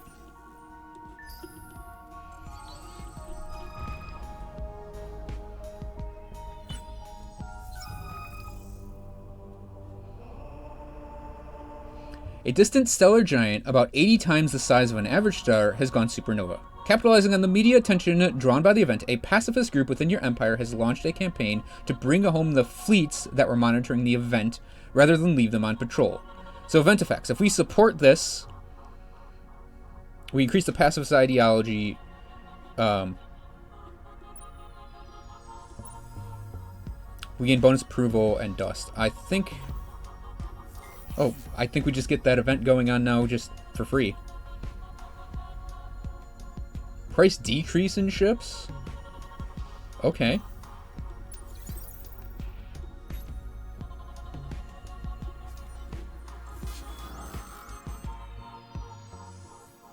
Sneaky pirates.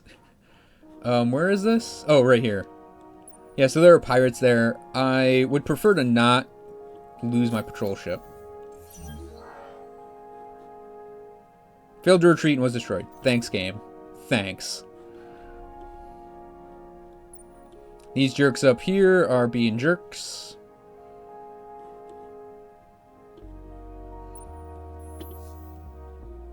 Okay, let's send some probes down. We get 5 experience on ships. Great.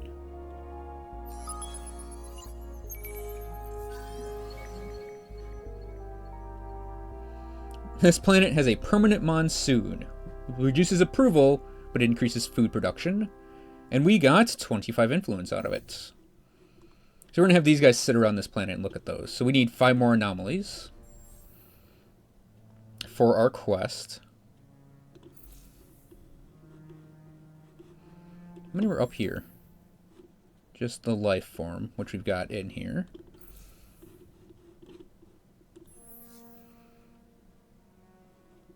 And it has a bunch. Does Cygnus have any floating around that we can throw in? Oh no, it's still an outpost. I definitely need a war fleet. Is our fleet command is 4? Okay, so we're just gonna go straight to 4 attack ships.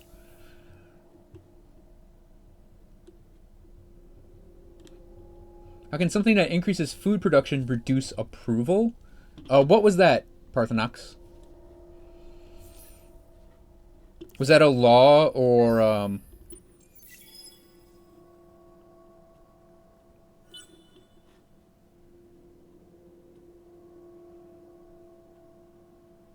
was that a law or something else?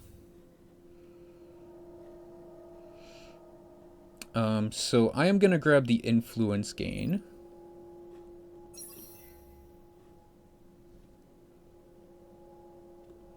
It's a monsoon. It's literally a planet covered in a monsoon. So we come down here and read that again.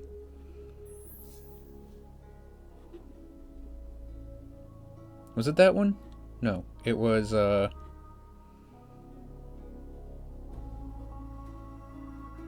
yeah, permanent monsoon. There's a planet, this planet, the good news. Come on, mouse over it. My hand twitched off that. The good news. This is a water-rich planet and therefore a great value to agriculture. The bad news. The water is generally delivered horizontally to your face by gale force winds. Tides and winds, fortunately, also provide ready sources of wet energy. So this just, per population on this planet, you get more food. But it's a permanent storm.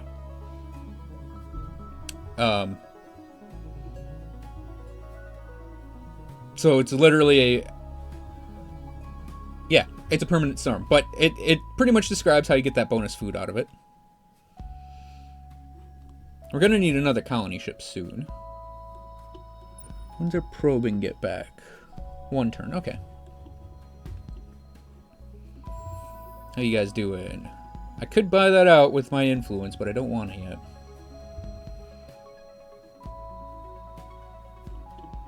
I think it's kind of funny we got that, like, giant happy boost when I'm taxing everyone.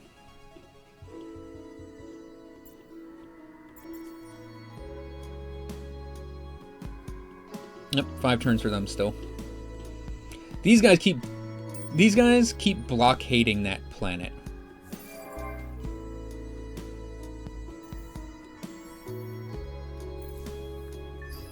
Which is why their approval is kind of lower down, and why it's still 5 turns to colonize that place.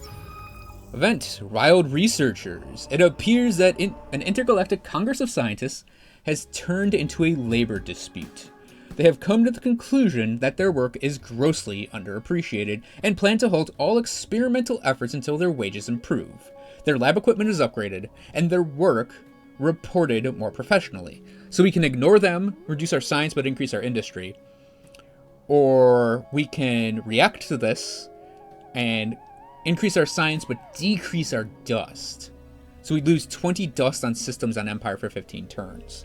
Or lose 20 science on systems on Empire. So let me go check my dust production on these. So this system as a whole produces 36 dust. Here. That will be colonized next turn and it will produce a level of dust. This place gives us 7 dust right now. And Cygnus isn't producing dust yet, obviously. But what that means is we can take minus 20 on all of our systems. I did hear about Chris Cornell. It's pretty sad. Or we can reduce our science by a huge amount. I'm inclined to actually go for the bonus science right now, because we have a lot of dust. 332. We'll take a big hit on it. But the thing is, we also get Astral Finance next turn. And I can start putting that into places to basically counteract that. The problem is we'd have plus 16 dust here and minus 13 dust here. So our dust would probably be about plus 3.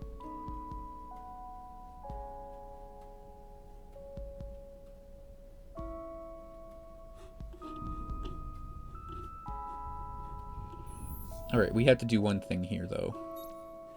Because their praise is gone. We want to praise them again. Actually, we could super praise them for 55 more.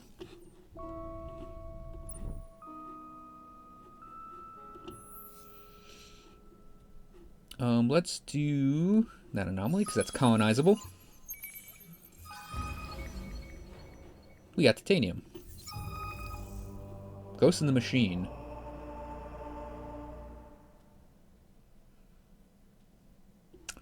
So we have another event to look at because of that exploration. So we have 2 events now. So, I mean, if we do ignore it, we increase industrialist political ideology. We slow down our science for a while, but we increase our industry. If we react, we increase our science, so we research things faster, but we lose cash. Now, in the long run, react is better. Because even though we're at oh my god, that's actually a lot. We're at minus 48 dust. That might have actually been a mistake. Likewise, investigating here, we do lose science. Like, this could be a kind of a good combo, actually. So, there are ruins on this system old enough and sophisticated enough that they must have come from the Endless. Stop it. There are machines within machines, some of which are still running, and others that are so alien you are not sure how to tell if they are running or not. It will take time to investigate properly. That is, if you don't just take the dust and run. Taking the dust on run means next turn, we just get 75 dust. For one turn. Like, just a giant chunk of dust. Or we can lower our science, but we have an 80% chance to discover a thing. I'm inclined to do that, because it's free technology. And we just got a big science boost at the expense of a lot of dust. Like, 48, we're negative 48. That means we have, like, what? 6 turns or so before we're broke?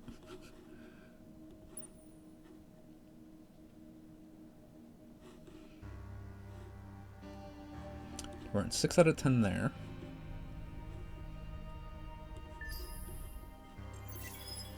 Minus 41. Okay, it's going to go down a little, I think. But we do now have Astral Finance. So they're now cordial with us. They completed their colonizing. So the Astral Finance, I think we're going to have to slip this... oops. Slip that in there. And... it's 5 turns to make, right? I think we're going to have to do that first.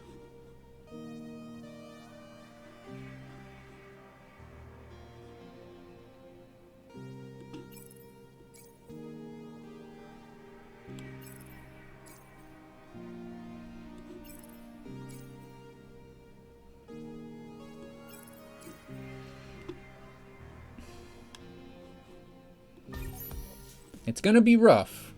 It's gonna be really rough.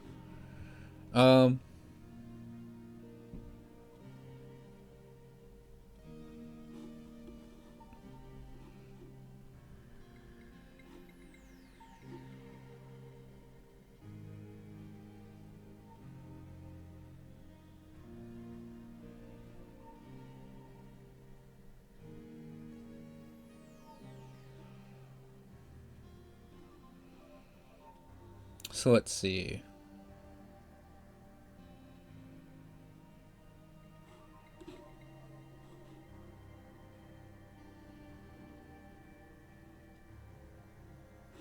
I think we're gonna have to go for plasma metallurgy, like take a step back, because we're making things in our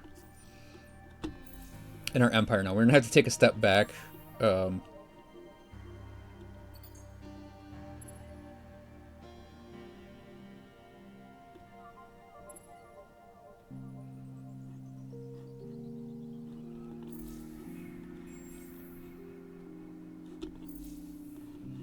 Yeah, like 2 turns for that. We're gonna get a lot of research done, I think, in this section now, because we took that bonus. Even though we're gonna hemorrhage dust for a while.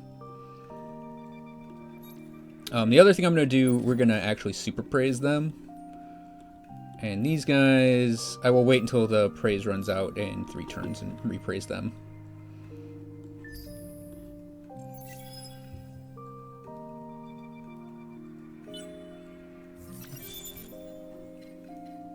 Oh, we learned that pretty much instantly. That's funny. Okay, so we can now get our Hyperium coming in.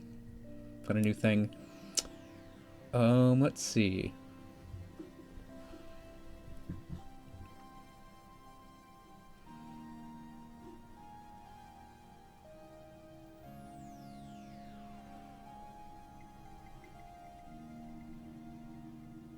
I think I'm gonna have to go do a count of planets near me. They're suggesting botanical scanning for our next one.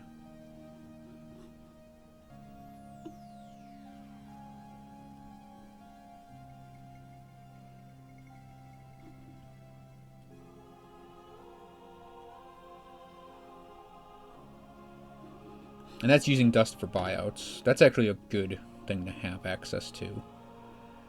Colonize snow.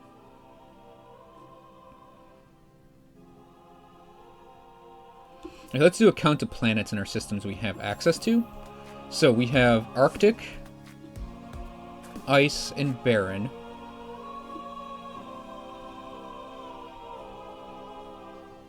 We need graviton research and wave function control for those. In our home system, we have Toxic, Hyperpex, and wave function control.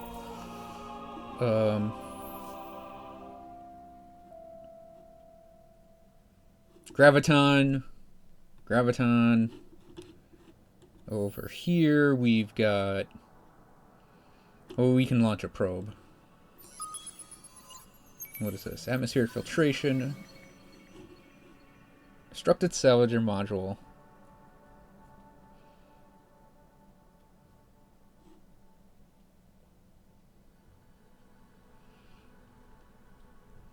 So let's see. Kessler syndrome is a horrible anomaly. Oh, and we got a support module out of it. Cool.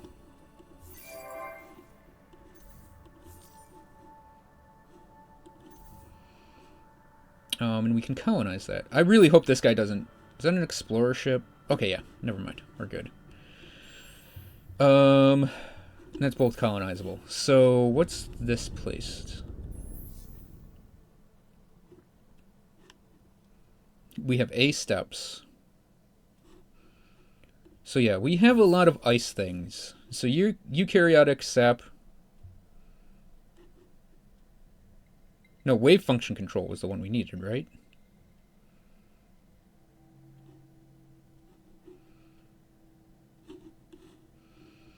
I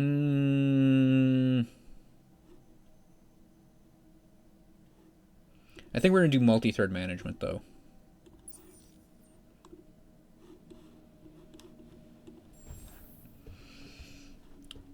Just because once we get more dust things in, we should be able to counteract that negative effect. How much is that to buy out? 900? Yeah, we might end up having to buy that out when it gets closer to being done, but it's only 4 turns. It's not like it's a huge time before we can get that.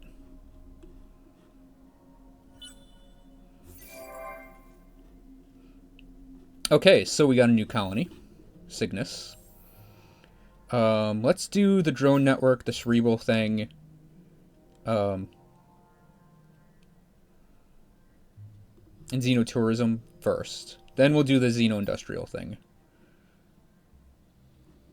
And again, might just buy that out. It's 10 dust. That'll counteract a lot of that.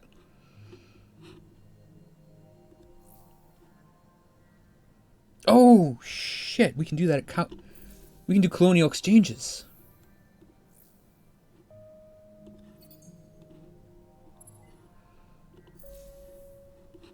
I forgot we actually have a specialization thing now.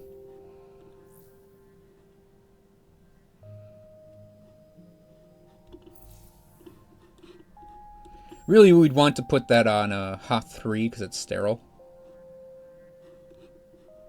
But I'll take it anyways, because that's just bonus dust per pop.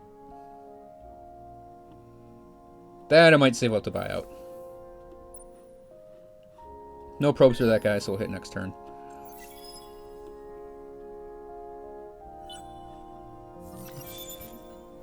Okay. Herishio, they're amicable. Oh, thank you. Thank you, gas mask people.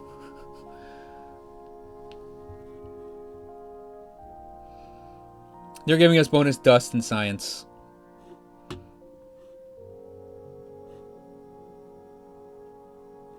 We're working towards it. Hisso and Imperial is increased on Hoth and Gobris.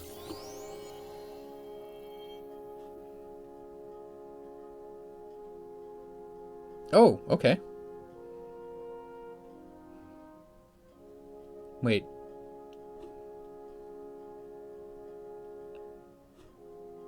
Oh, they're just telling us we got the level 3 trade and economy section and that this deed is open.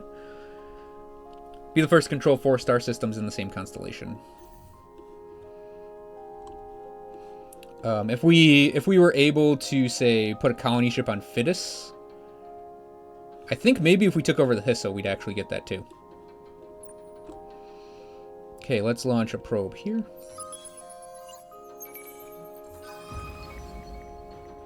Dark Glitter. We got the Dark Glitter plus effects. Plus 2 science, bonus industry. Solo quest started, The Good Life. While exploring this planet, you came across a small, harmless community of Horatio. Apparently the survivors of a crash-landed spacecraft. These people have lived on the planet for over a decade, enjoying the tropical climate and adorning their habitations with rock shells and other useless objects. They seem quite surprised when you tell them their little conclave is just 1 or 2 years away from being wiped out by a natural cataclysm.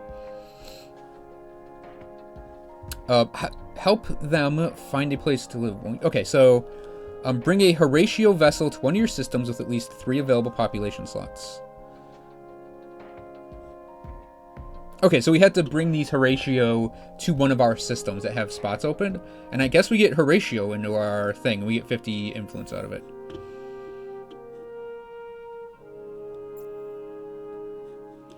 So let's see. Who has open population slots that I don't mind Horatio taking? Right here?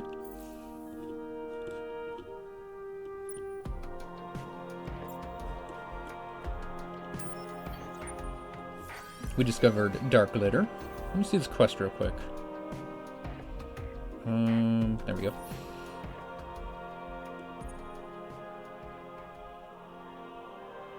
Okay, there's no timing on it.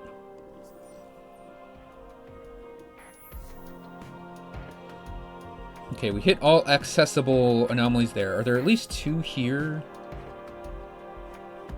No. Because there's one we can explore here, but we need our...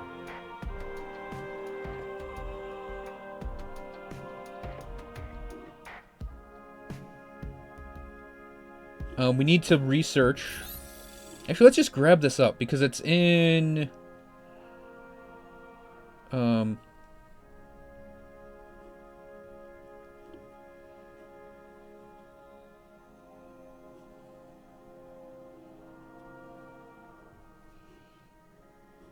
Where is that?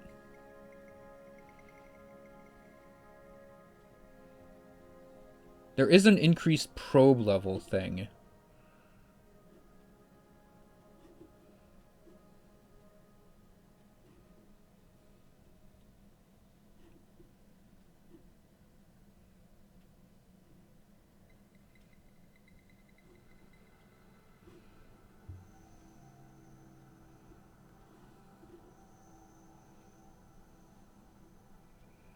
That's it. We'll get baryonic shielding next. Yeah, we don't... There's a Savannah, but we'll get our warp drives and our baryonic... It's baryonic shielding out of the way. And that way we can actually explore these higher level things. Because I think... Isn't there one in here? Yeah. We need to level up our probes.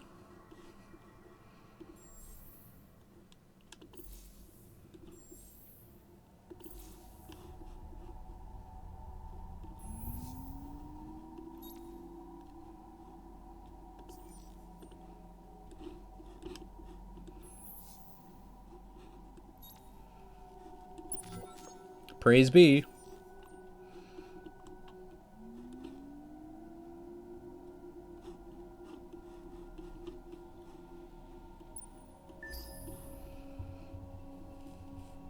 You know, 4X games, yeah, they can take a lot of time, but I actually don't mind it. I find it kind of, in an odd way, like soothing.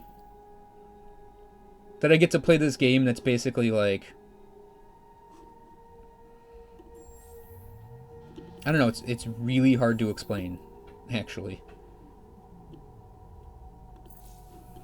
Yeah, once we get that specialization in, it'll be huge for us. Actually, I think I want to upgrade the praise. Even though that costs a lot of influence, like...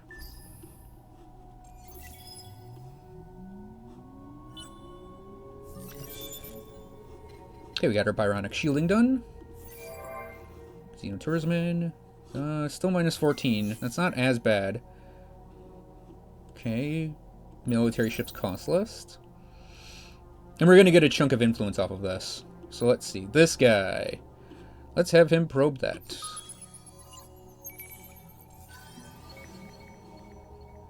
It's a... Oh, fuck you, game.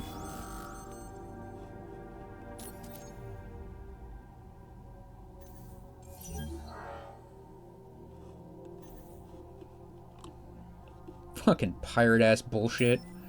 Top of it, he retreated the way I didn't want him to.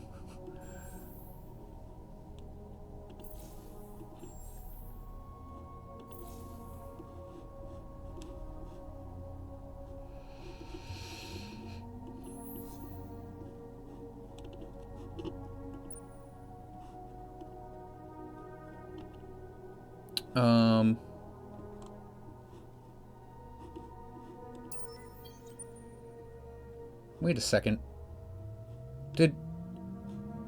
No, they were meant... Oh, you gotta be shitting me. Did I send my... I sent my probe ship up here. I swear I grabbed the other one, though. God damn it. Okay, get your ass up there. Okay, next research. Yeah, we got the level 3 technologies here. So we could go for impactless sites, which could give us pulvis production, which is dust and buyout reductions. Vacate system, raz entire system including populations in exchange for a colony ship, and a dust bonus that scales with population. So we basically destroy a system we own and get a boon out of it. And we got the marketplace for mercenaries and heroes. Neural robotics gives us the luxury lottery. We get additional approval when we have luxury resources. Industrial zones, bonus, industry on HOTS and just per pop. Predictive logistics, bonus industry per planet. Commercial frameworks. Adds trade company headquarters to a star system. That's something for a little later, I think. Trade company stuff. Extreme atmospherics. +2 resource generation on strategic resources. And colonized gas giant. Maximized exploitation. Bonus industry, colonized lava, and 3D printing. Oh, that's our industry to dust. That's actually a really good thing to have. How many turns would that take to get in? Like 8. That's dust convert or industry converted to science and resource generation. I'm inclined to get more colony things that we need, because I know we need snow. Because we absolutely need to get in here too.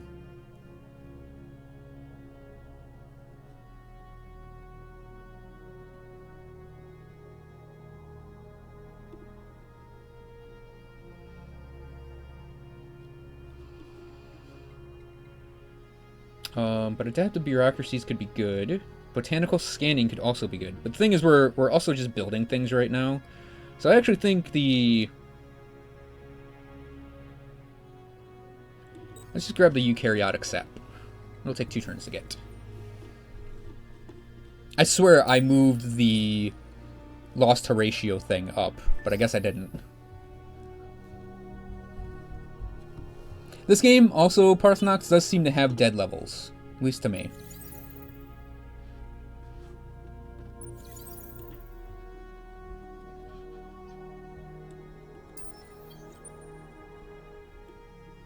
There's those frickin' pirates again.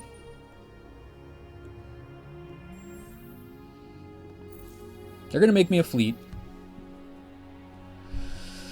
Oh yeah, let's research that.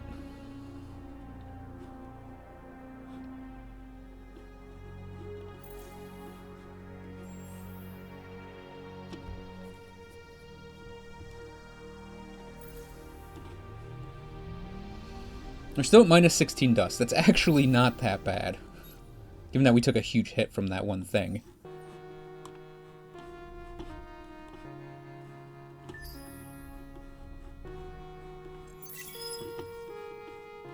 Yeah, we need to try and maybe race those pirates over to that quest. So that's done. Ooh, they're friendly with me now. Okay, we did it. 50 influence. Seriously, mate? Yeah, and we got population out of this. Look at that. It's Horatio, but that's fine. Too bad we don't have a hot planet for them. Oh, we can look... I think I want to colonize that place just so we don't get overpopulation on there. But yeah, them getting on there gave us a lot of bonus dust.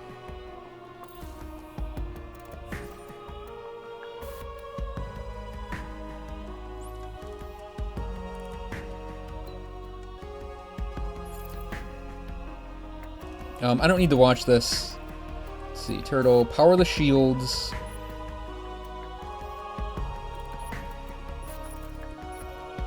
Let's try that. I know we're gonna lose. Oh, it was a draw. Okay. Okay, Gobra's got a big population increase. Colonial exchange, and that also helps with our dust.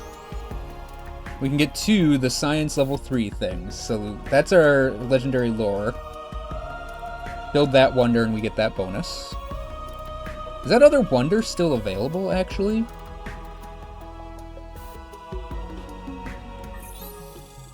That, this wonder, I believe it is? If I were able to get the Hyperium in, which I don't think we got it, did we?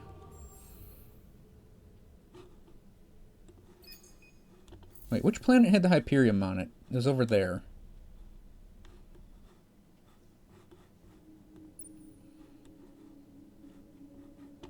Wait, can these guys do a probe for me here? No.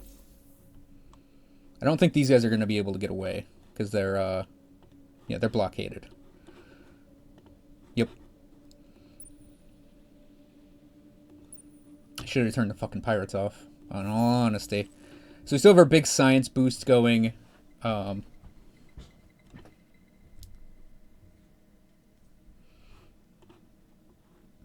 So I'm inclined to actually pick up Graviton Research immediately.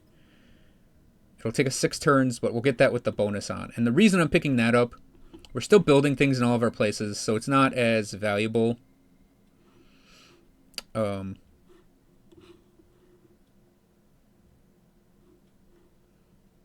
To pick up things that would require building other things. So let's just pick that up. That'll let us colonize some ice worlds. Like Hoth 4.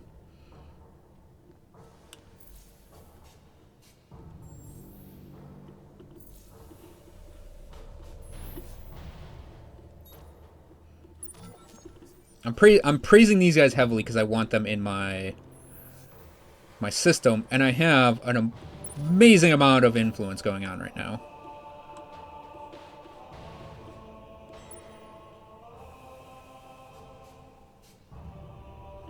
And we could have them fight the pirates, but they'd just lose. This is why we need this 4 stack coming out. And I'm probably going to have to research 6 stacks at some point. Okay, they're amicable. That's awesome. Capture, assimilate, or attract a new population type into your empire. We get 80 influence out of it. We will probably do that. So we get... Let's just add bonus Harushim in. We don't need to watch that. Fight it. Lose. Got some population growth going on. Done. Our guy leveled up, so let's pick up the Dust on Systems bonus.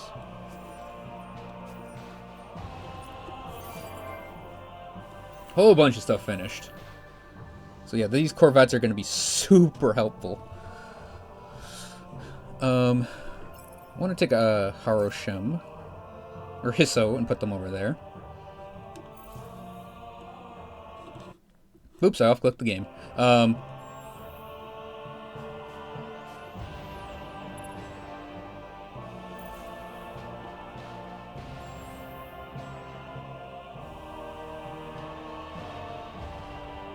think I'm going to actually do that. Just because, okay, we need the supermarkets in there. I think before the Xenotourism.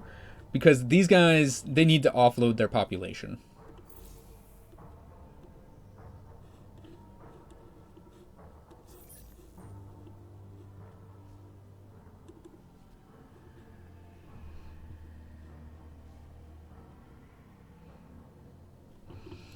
Okay, level 2 modernization. What do we want to do for that?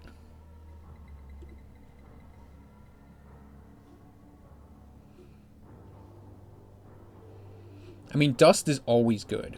What did Super Spuds do? I don't... Oh yeah, if I recall correctly, oh,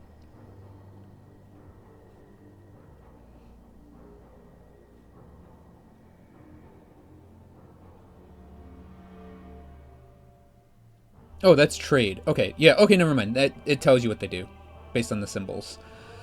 So I think we're gonna do Eden Essence for this.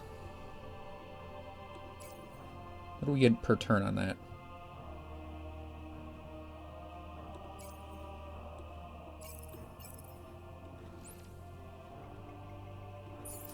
Oh, we have +0 on that. We have +2 on that, and +2 on the Spuds. So actually, because we got this coming in, let's do that. Okay, these guys warped over finally.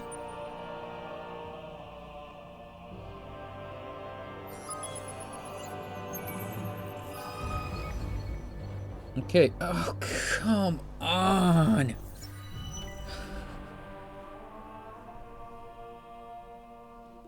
To send a fleet here.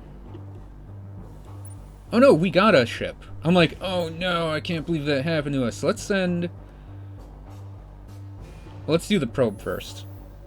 That we can do there.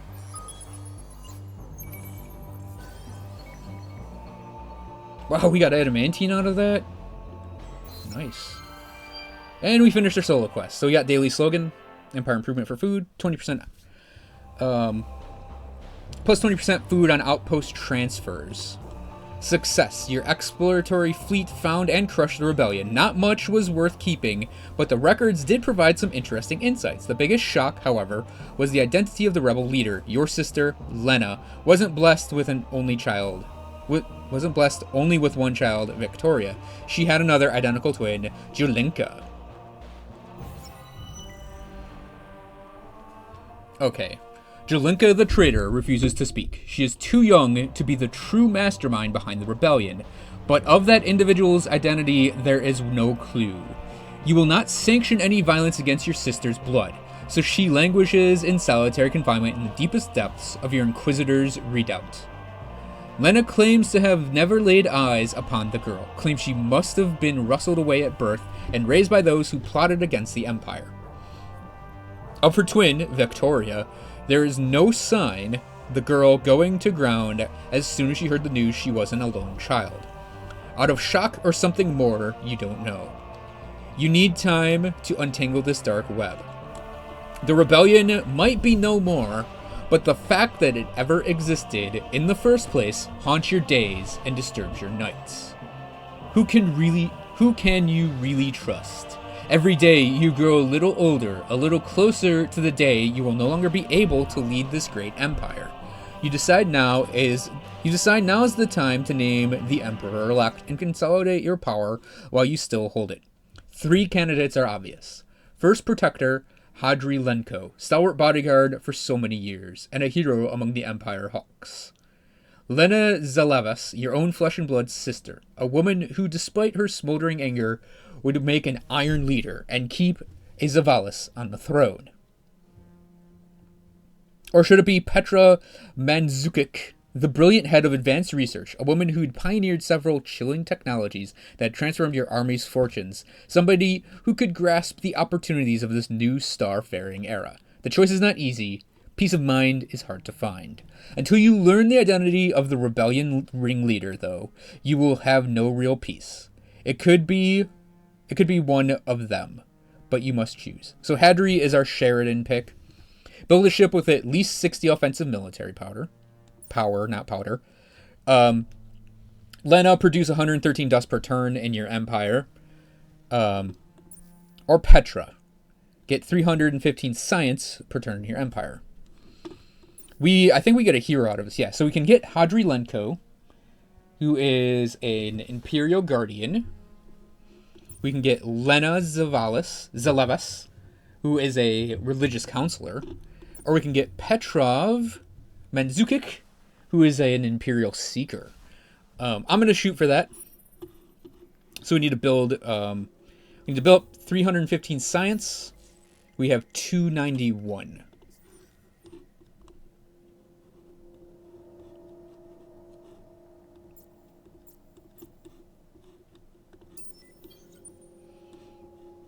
So we have a quest to get down there, that ongoing quest. We should be able to do that. I'm going to pin our faction quests. Yeah, we need to send a fleet to the quest marker. We get 30 titanium out of it. Corvettes are coming out. They're just making things. We don't need to do as intense probing anymore, really. Okay. Let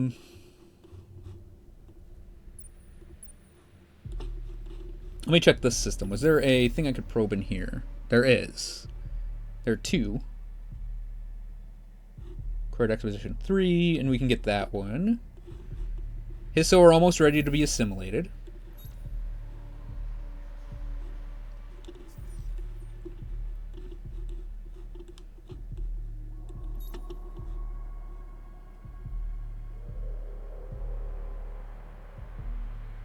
A ground battle is in progress on this star system. The crew of the ship will automatically take part. What did the... Is the Craver... Are the Cravers, like, attacking this place? Maybe. Now, to get that science and system, I think all we need to really do is load in public-private partnerships in our 2 locations.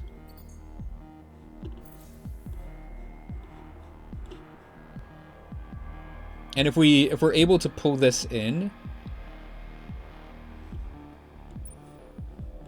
let's get this probe down here. I have to look for 1 research though in my research tree. I need to see how we get a 6 stack.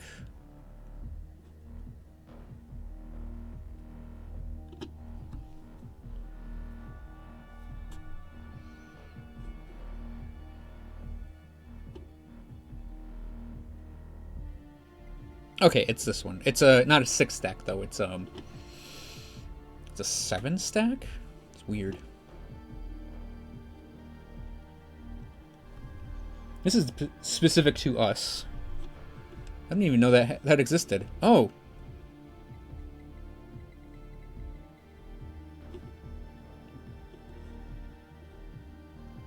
Oh, that's part of our affinity.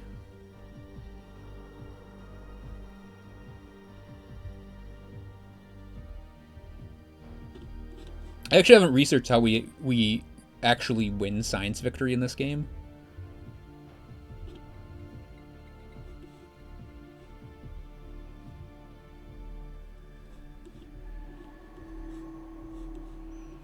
Okay, yeah. I think we're gonna pick up ubiquitous surveillance at some point, and or Endway fusion.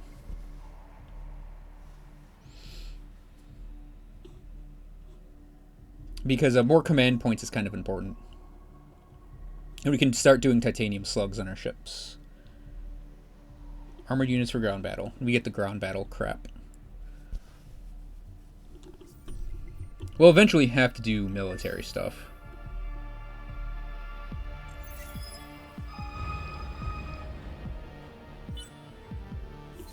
Oh man. Ghost in the Machine. Success! We get plus 10 dust on Empire. Oh, that's... Okay, that's fine. Oh, we got unexpected guests. Out of the blue, literally, a new minor faction has abruptly moved onto one of your planets and have no intention of leaving the system anytime soon. Whether they are friendly or not has yet to be discovered, but hopefully their intrusion won't be long. It's up to you to decide how best to treat this. Lifting the lamp. Oh, okay, yeah, we got the new pop in there. Oh, damn it. They got this. They got these guys.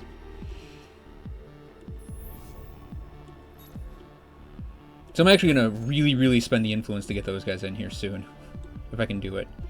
Yeah, Ghost in the Machine, we did not find anything, actually. We just got dust on Empire. So... Let's see... What was I going to do again? Oh yeah, look at these guys. So if they're unfertile, you get approval rating, but they're religious. Having explored... Okay, Calgaros, having evolved from a marsupial-like species, the Calgaros, relatively small size, has their surprising strength and agility. So if they're unfertile, which is what this planet definitely is, we get bonus approval, which is awesome. So let's get this, and...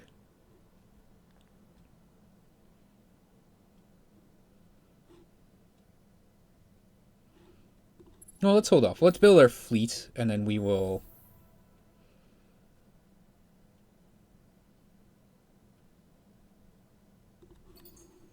Let's level up our main system, though. Okay.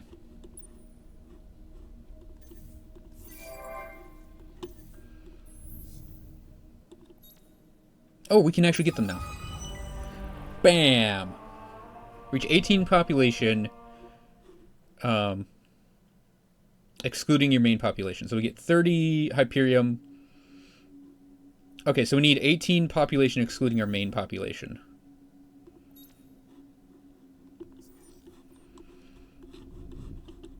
So what we need to do here, let's grab the Hisso and put them over here. Grab these Imperials and put them back here. So what needs to happen is we actually do need the food in there, because what we're going to do...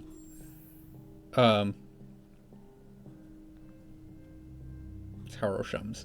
So what we're going to do is we need to move our not Imperial populations around.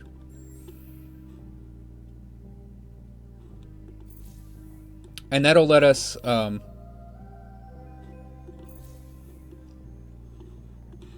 expand with that. Because if we look at this quest, we need 10 more population.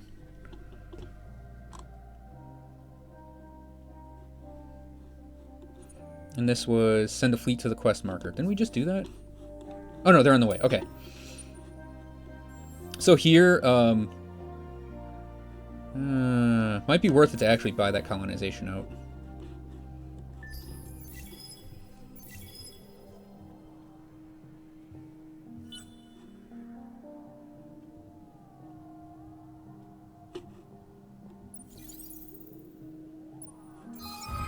Okay. We got 30 titanium out of that. Okay, send an expedition to the indicated curiosity on Fidus 3. Dust deposits of this magnitude may have already attracted salvage gangs, so it might be best ready for a fight. Okay, so... Luckily, in a turn, we will have... the indicated curiosity. So we need to explore this curiosity. It says be ready for a fight, so we're going to actually get our fleet together. This patrol ship, let's have them go up there. So next turn we'll have that.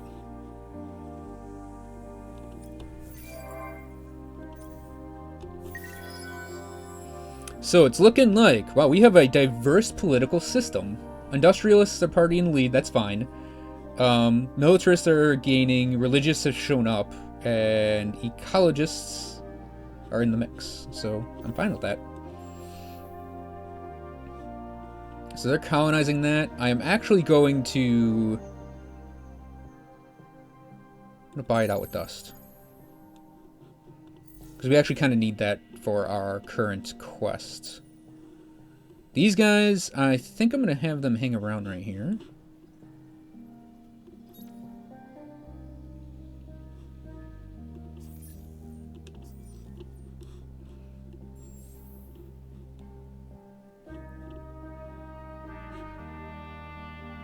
One, 2, 3, 4, 5, 6, 7,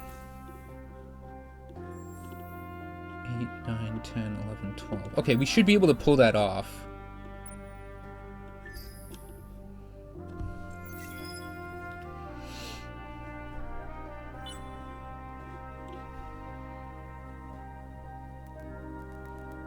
We just need to put food things into these places to get the populations growing. Oh.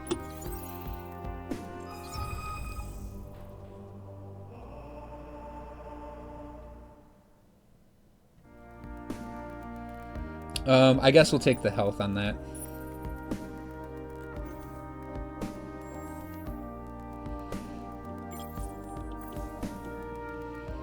Alright, let's grab these guys and send them on over here.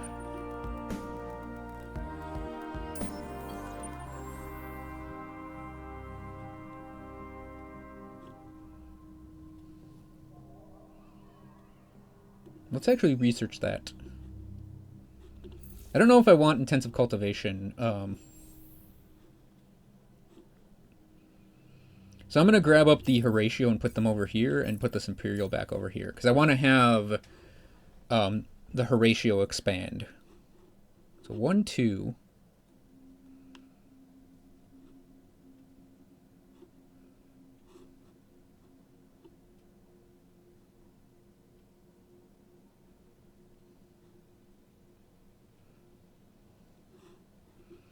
One, 2.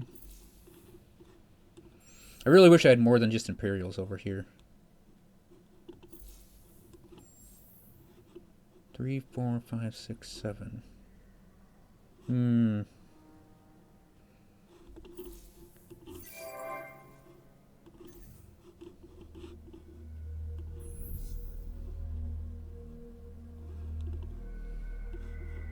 It's kind of a difficult quest, actually.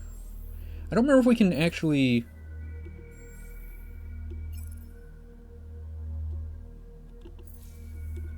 I don't think we can actually send, like, these guys.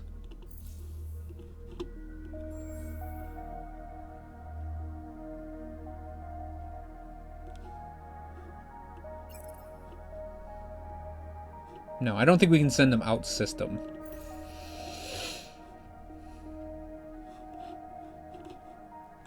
Wait, I know. I think I know one thing we can do. If we move like that, that's 3 slots I can take over.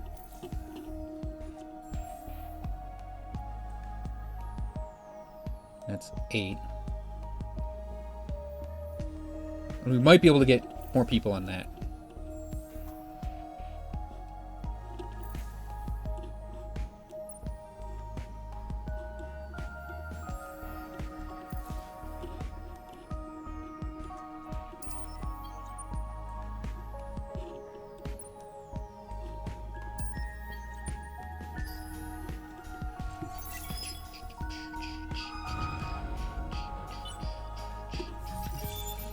Okay, Graviton research is done. Slingshot effect. Oh, we got bonus. Okay. Call a spaceman a spaceman. On some of your systems, an antiquated classification scheme used to categorize minor... Whoa, mouse. Whoa, I bumped my mouse. To categorize minor civilization citizens has the religious community up in arms. The classification system is mostly meaningless at this point, but to officially accede to protesters' demands would be a small bureaucratic nightmare. I'll take the approval hit for now. Because, I mean, we're actually doing pretty good on that. Event N on the shoulders of supergiants.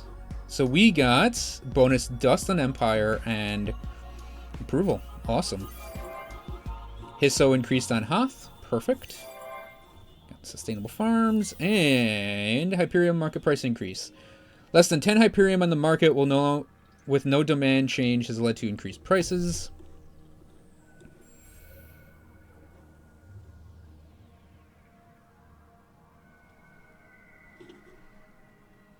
I thought we just researched colonizing cold.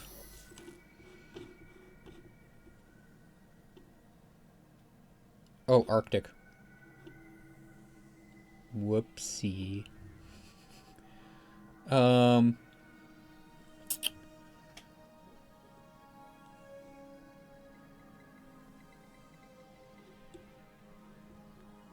I think we need wave function control. Now, you know what?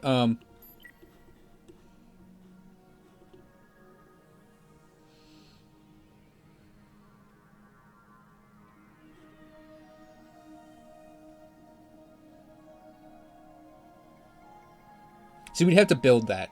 That's a system improvement.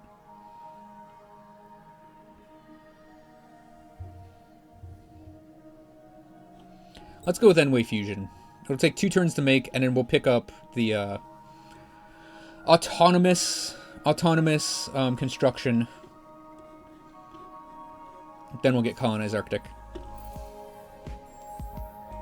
Oh, yeah, we can get this. We can colonize this place now.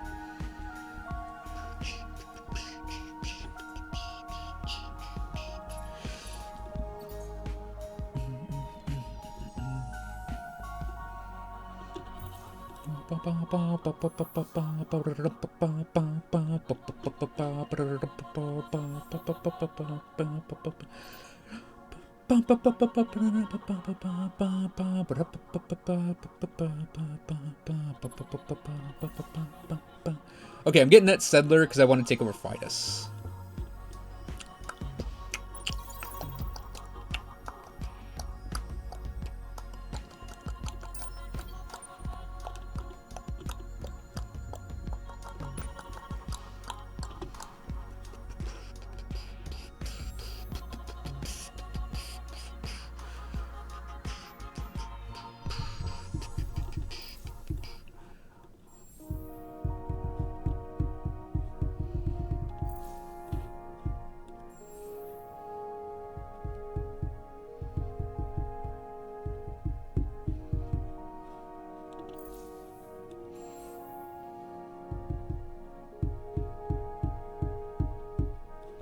I don't see anything I want to buy out anywhere, really.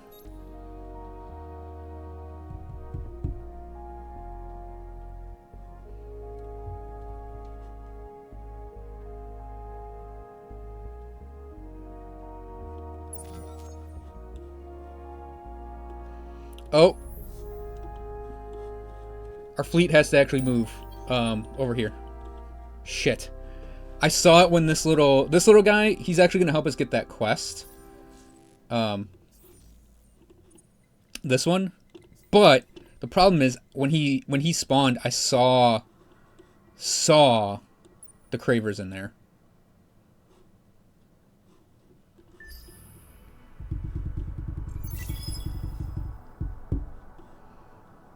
So we're going to actually have to risk our fleet. Our one ship over there. New population... You've unlocked a new population collection bonus. Huh.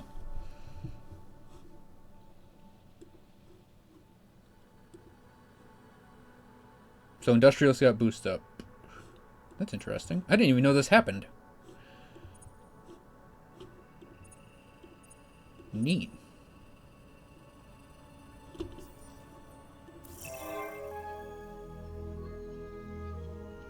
Damn.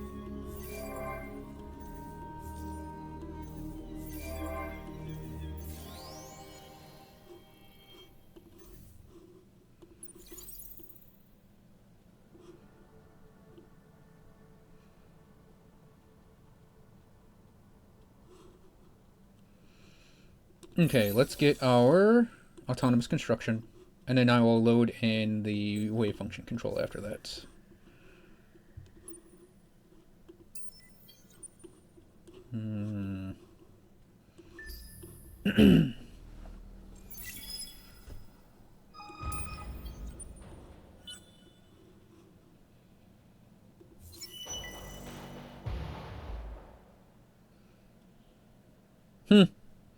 So we lost our giant science bonus, but that dust penalty. Oh wow, we actually have a long way to go to 315 now.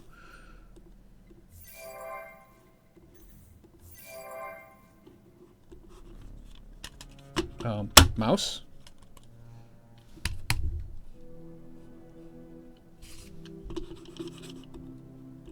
Did the game freeze or did my mouse just freeze?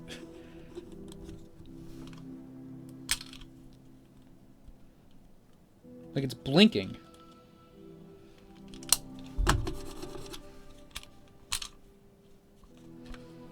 There's no way this battery is bad. It's a brand new frickin' battery. Why is it stuck? This is bad. Okay, there we go. Never mind. Nope. Mouse looks... Oh, come on, really? Why are you doing this now?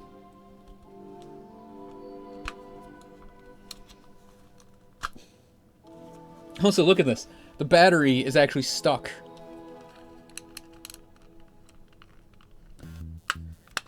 Okay, there we go.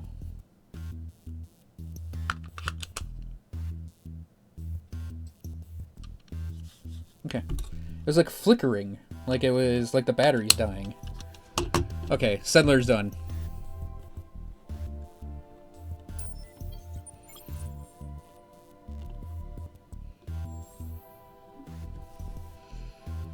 I might actually be able to get another fleet out to get them moving. We have to protect our Hisso allies.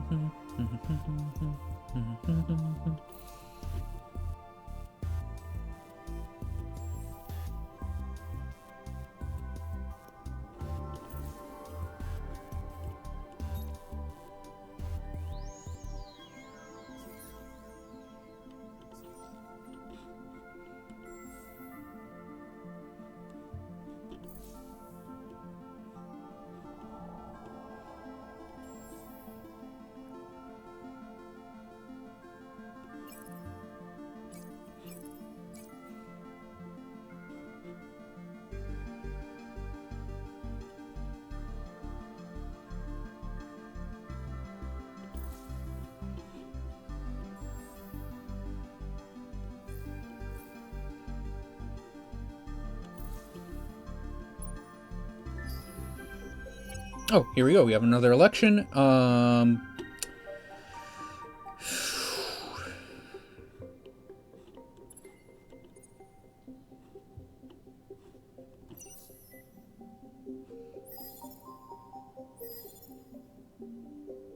Okay.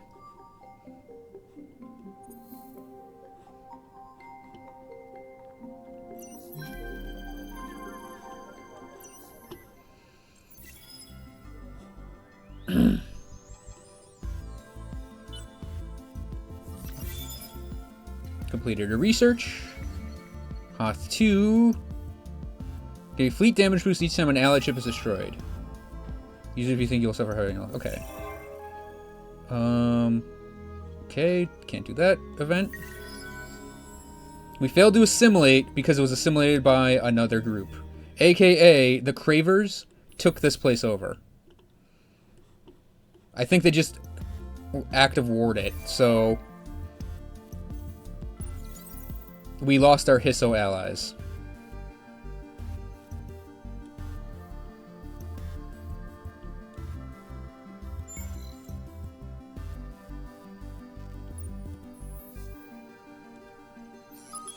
We have, however, completed that quest.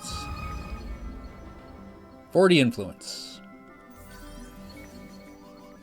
We discovered the planet Kairos. Kairos, when discovered, was a planet whose environment was so welcoming that it was taken by many pre-Dust endless sects as their promised paradise. Unfortunately, conflict and strife exploded over its care and exploitation, and a gray goo nanobot plague was unleashed as a suicidal doomsday weapon that destroyed the biosphere. It exists today only as a memorial and object lesson.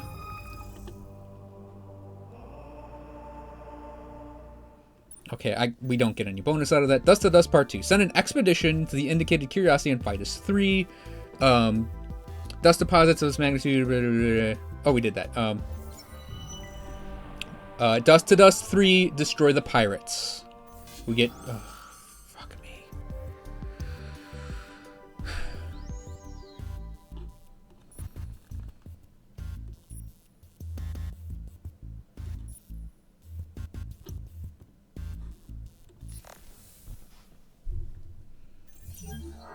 It was a draw. We lost our patrol ship. Our prowler took no damage. Their ships took damage. So we are actually going to have to destroy that pirate ship at some point.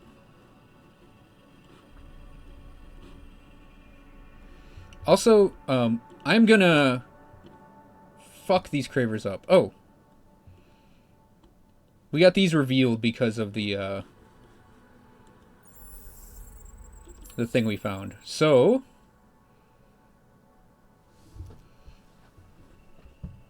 That's Kairos. That was the planet that was mentioned before.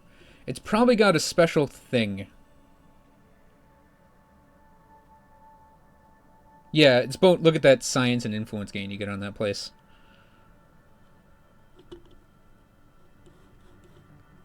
And then we have Wrath.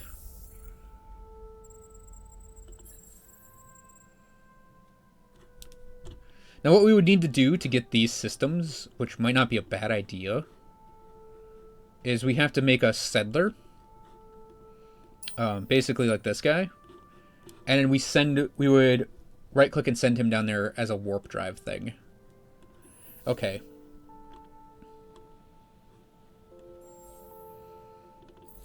So the unfortunate thing is now, we can't save our we can't get the Hisso assimilated. So I'm actually going to send these guys back here to fight the pirates. This fleet, I'm actually going to send to Deneb to watch over it. I don't want freaking these guys on me. It would just not be good. I'll take Gonos too. There's Adamantium there. That's, you know, interesting at least. Unfortunately, oh yeah, that's okay. We are going to take that with our colony ship. We'll finally have Hyperium coming in. Wait, don't I have access? I don't have access to the marketplace. God damn it.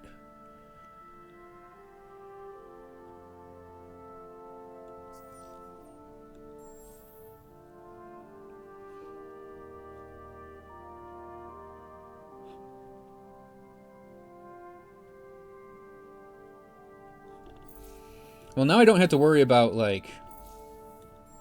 At least, now I don't have to worry about, keeping track of populations. So let's battle these pirates. It's probably a bad idea, but...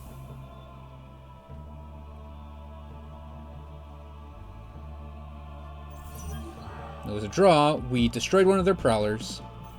And I'm actually going to...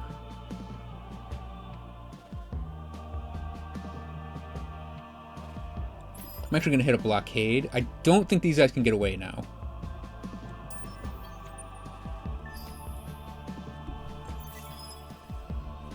Wow, that... Did we take a hit to our... Like, a huge hit to our science from an effect?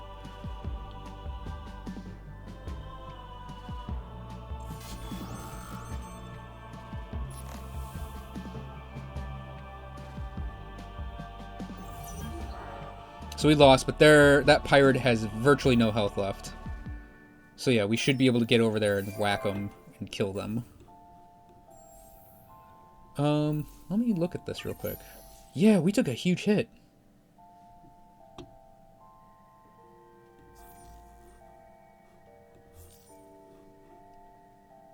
Oh, we don't need this anymore. Let's get, oh, +3 movement on ships. What else do we have here?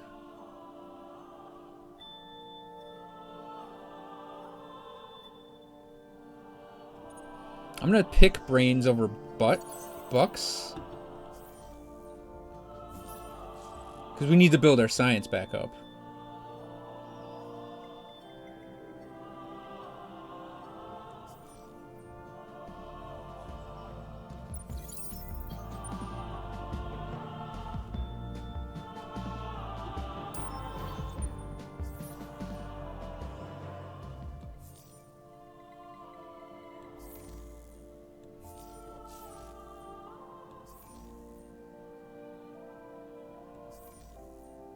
Oh, that's what it was. We lost the Hisso, so we lost their science bonus they were giving us. That's what happened. Okay, how are public privates coming along? Slowly. Public privates. Hey, Yukari. Yeah, my mouse started malfunctioning.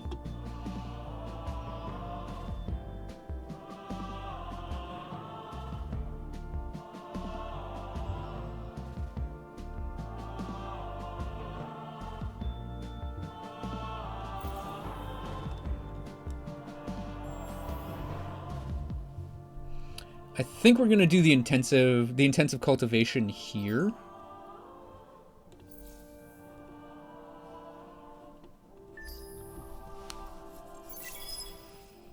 I'm probably gonna go for another 20 minutes, I think, just in case anyone was wondering that. We need to build up a fleet because I am actually gonna probably go to war with the frickin' Cravers, because I want that system back. I worked hard to get that. Okay, let's get the other dust thing. So we unlock these new things. Approval on system he's in. Capacity for defense on system. Capacity for defense on system. Industry per sterile, and industry on system in general. Science on system. Probably going to go for that. And then influence on system. Probably going to go for the influence and the science things next. So we'll apply that.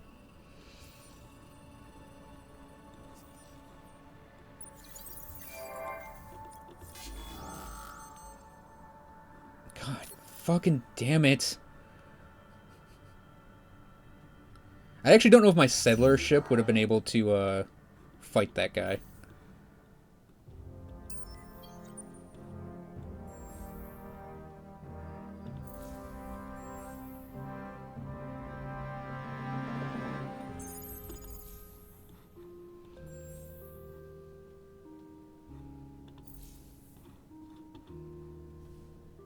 It's raining now.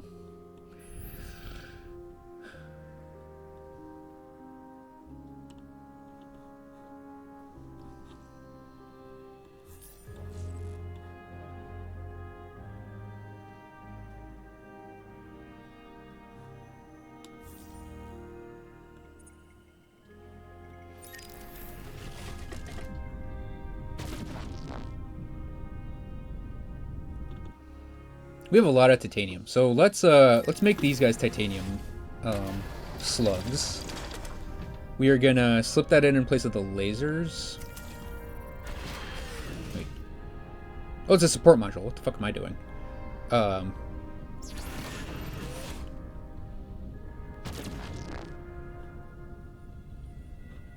we don't have space for it, really.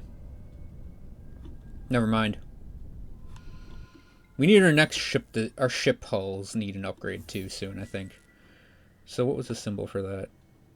Oh, here we go. The Urnif and the Urgrizi are... We have to learn another thing in here.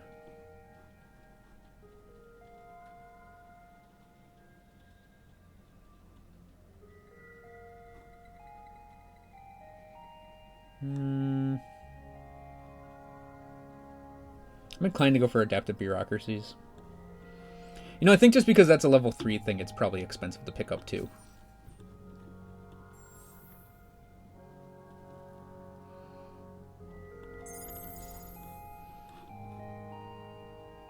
Yeah, we're spending a little influence and a little dust to get a fleet ready.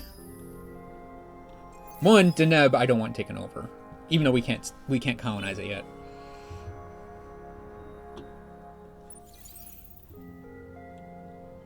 But,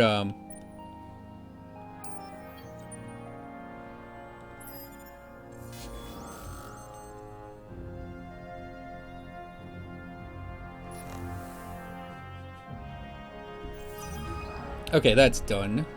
This quest is done. Destroy those pirates. We got 50 whole Hyperium out of that. So, these guys. Create a new fleet. Get them over to Deneb. And we'll get these guys back in home system.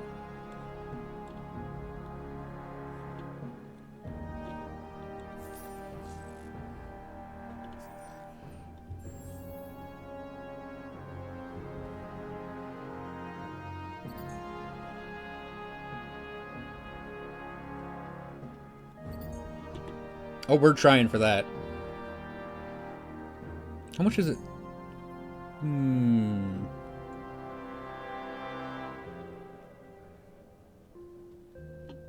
Oh, it only costs a turn to make that? Yeah, let's get that in there, because that'll make these two quicker. We're trying for both of those. Oh, hey. That's an enemy fleet. Shit.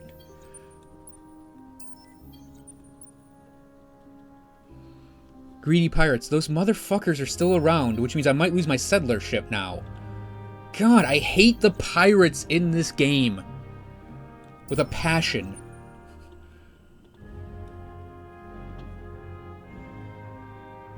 I should have looked to turn them off.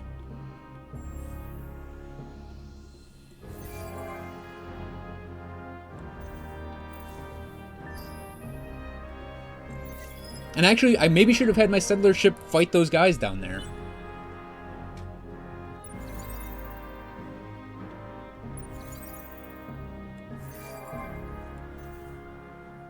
Because now there's probably going to be a battle. Or no, they're getting away. Never mind. That's good. Okay.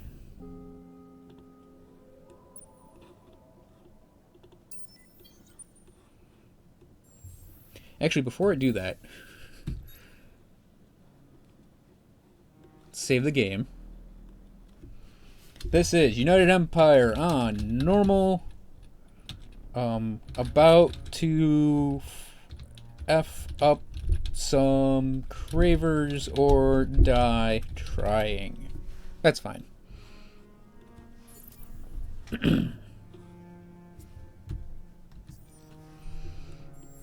Okay, 13 turns on that is not too bad. I think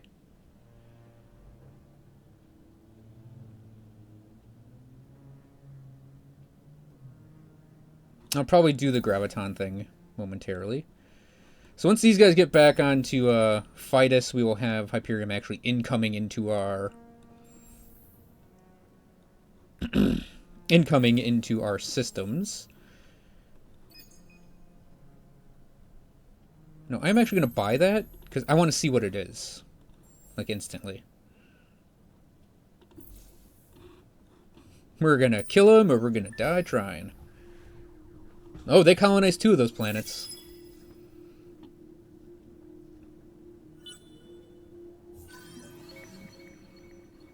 Antimatter. Okay. So we get to pick a new hero. We have an Imperial Guardian. Guardians are focused on fleet and industrial production. The Guardian ship is oriented to attack. More weapon modules pack additional punch for the fleet. We have a Scavengers Guardian, same deal. Or an Unfallen Guardian. No, so this guy's Imperial. So he has his Imperial thing. So we know what these guys do.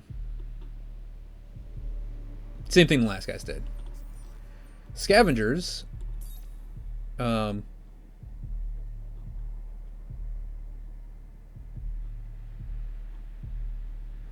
Okay, so Guardians are all... They look mostly like they're fleet guys. So they get influence on system, hull plating, probe recovery rate, food on system, ship cost reduction. That's actually really good. That's really far off, though.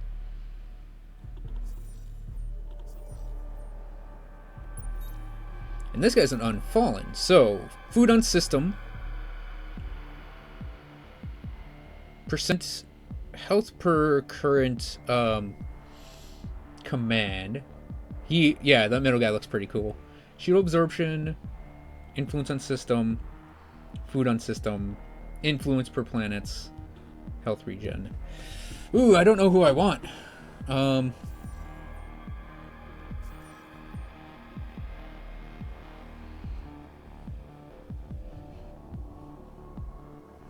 See, we essentially get a...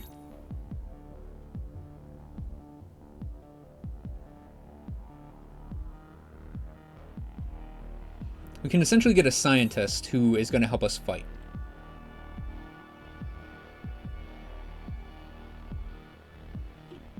Damage on fleet if he's on fleets. That's actually not a bad idea. This guy's default thing is damage on fleet. Okay. Defense. And then this guy is damage on fleet probably. Projectile weapon damage on fleet. Industry and system. So this guy...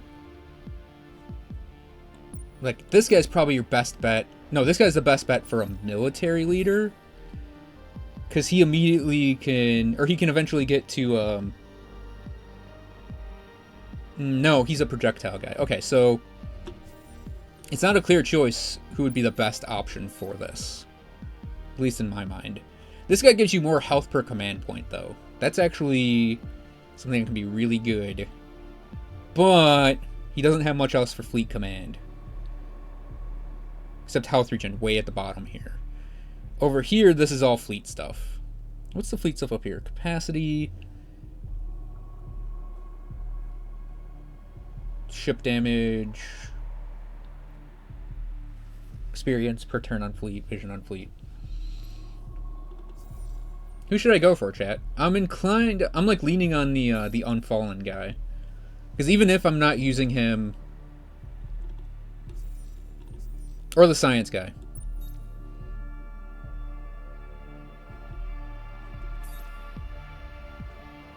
Because just straight up bonus damage on fleet, and he can get damage per command. Actually, I think I will go with him.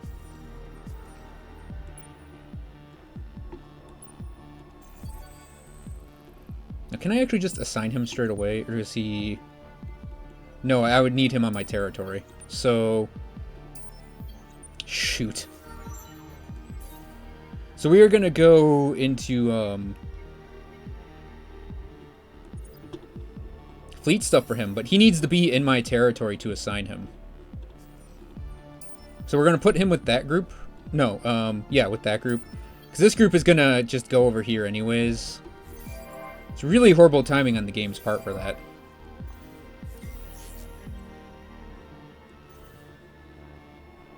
We'll put him on this fleet, though. He'll be a good home fleet defender.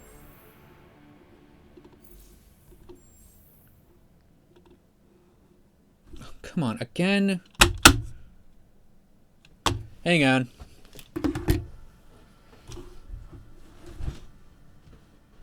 Where's that battery? I know I have a spare battery.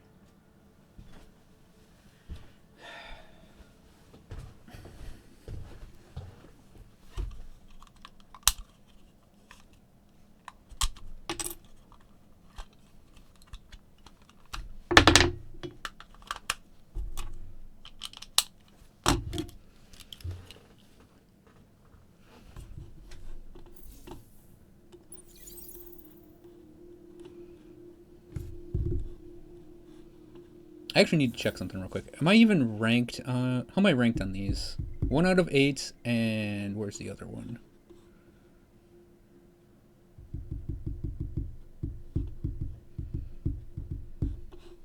Down here. And 1 out of 8. No one's going for those, which I think is pretty good.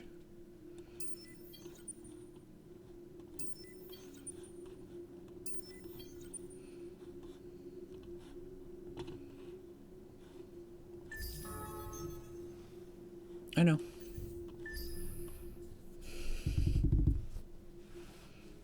The rough-looking scientist. Well, they kept 3 of these places colonized already. That'll be good for when I take over that place.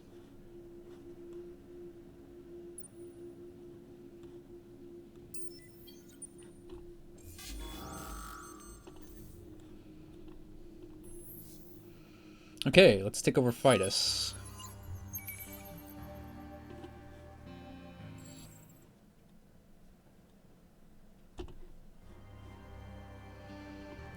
Let's throw 350 dust at them to hurry along their colonization. That might give us an event if we're able to pull that off. Oh my god! Are you serious with this shit? We have to fight through 3 fleets for this.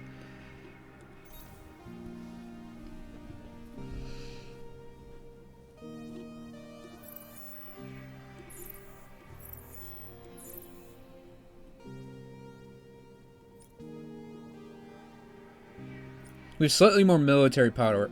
That's the good thing. The problem is...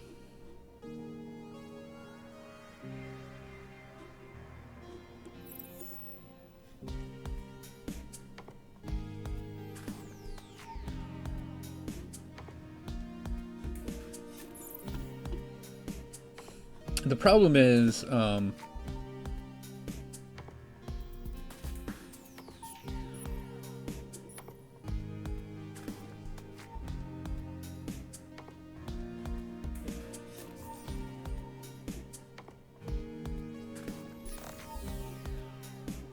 They have like stacks and stacks of ships. We don't.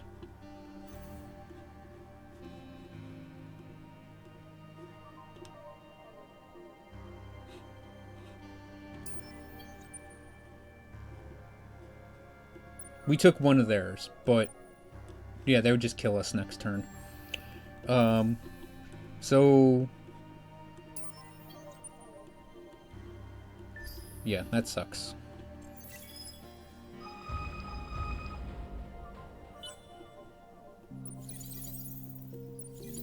Oh, my ships are blockaded. We're fucked. Okay, don't have that. Oh, they're dividing up stupidly, so we might actually be able to take this. Okay, the events at that are done. Sustainable farms are done on Gobris. Okay. So if we turtle again and fight, we should have this.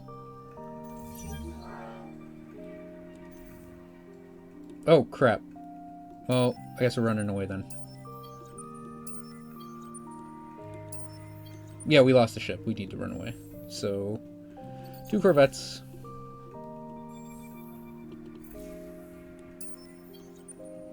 They're almost there.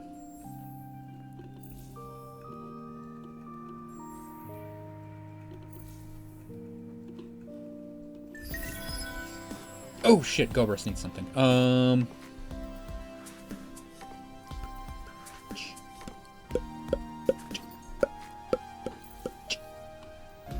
Because we need to get to that 300 science. We're working it. We're working it. It's just, it's going to take a little time.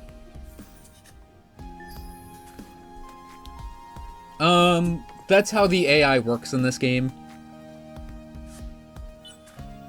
It happened in Endless Legend as well.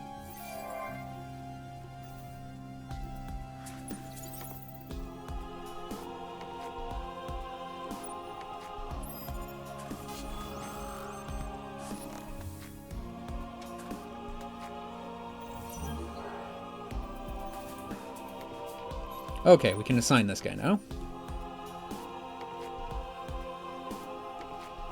Actually, we can stack... Let's get these guys back here. And... I don't actually need 2 corvettes.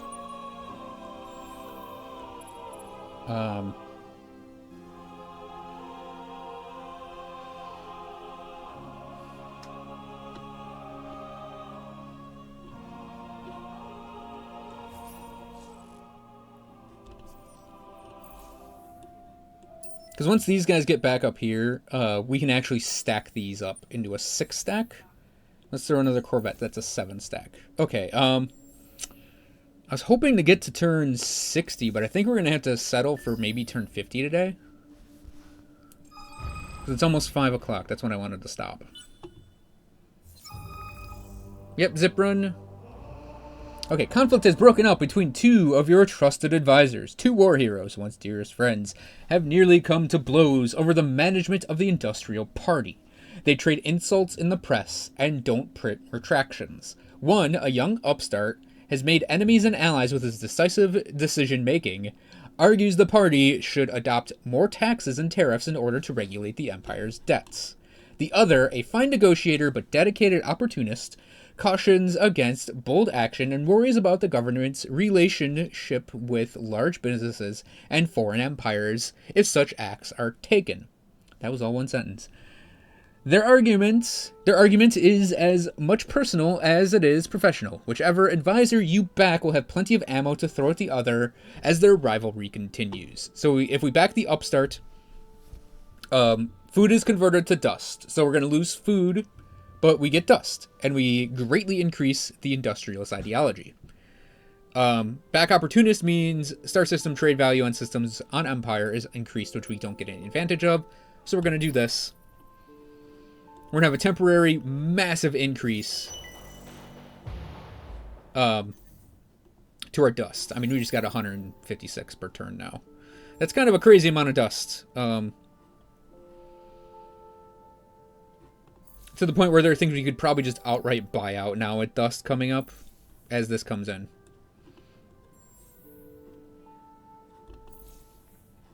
I'm actually... Can I throw influence at them too? Yeah. Give them 10. That should colonize them really quickly.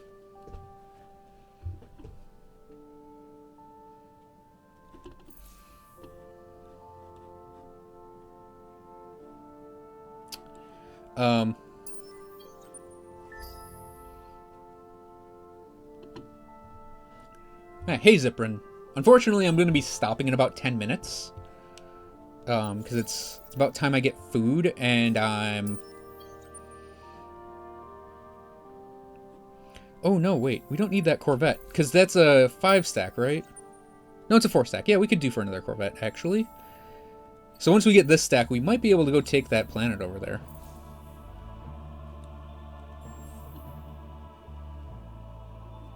I haven't done specializations on these places either, because I only have one.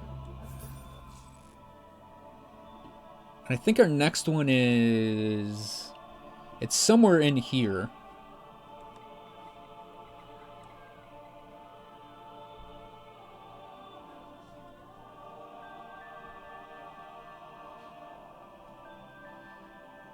It's an improvement. I know that there is one for food that helps out a lot, but we don't have it.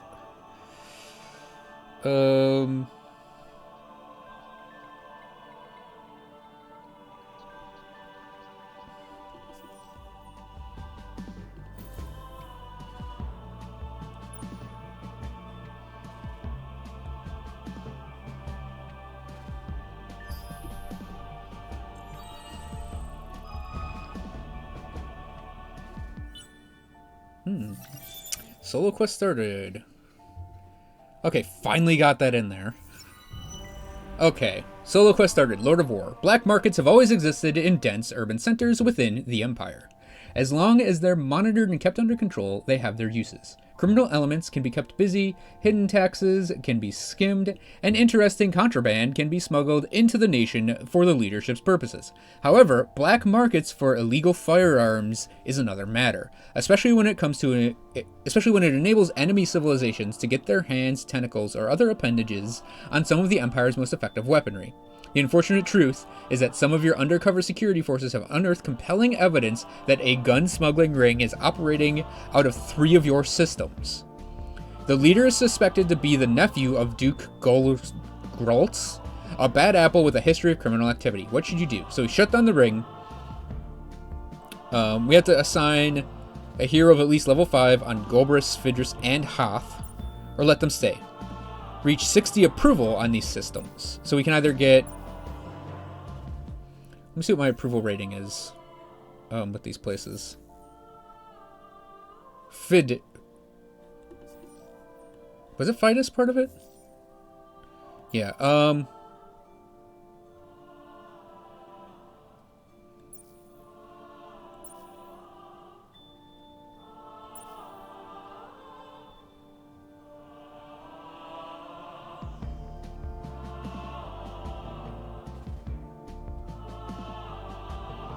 obtain heroes to the marketplace. Raise a hero to the required level by assigning them to a fleeter system first. Quest is failed if Empire population... Okay, let's let them stay. Because all we need to do with this place is colonize it and slip the supermarkets in.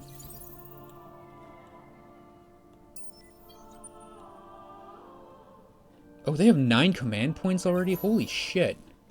How far down the line are they in the military stuff, then? Oh, it's only right here.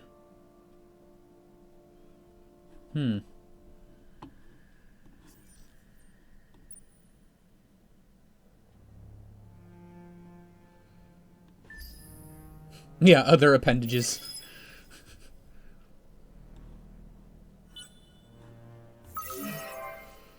So we got population growth in 2 places.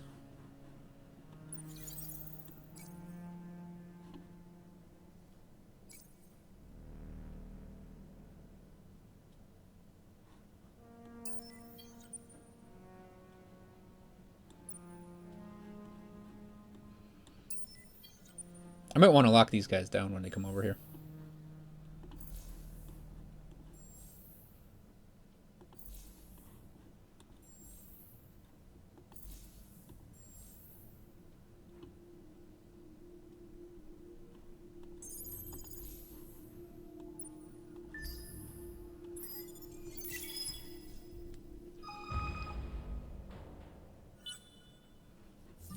Had an event happen. That's our tech being learned. Bumper crop. You've read the reports, and it looks like luxury resource generation across all your systems is exceeding expectations this year. You can already anticipate the response from your advisors. Your advisors, though. The industrialists will advise you quietly shore up the Empire's economy with the extra goods, while the religious contingent will want you to make a big show of thanking the gods for bountiful harvest. So we can increase our strategic resource deposits by 2 for 10 turns, or reduce the luxury cost. We're gonna do. We want. Yeah, get the hell out of here, religion. I did not see where you guys went. So Harshem's increased. Stuff was built. We can get to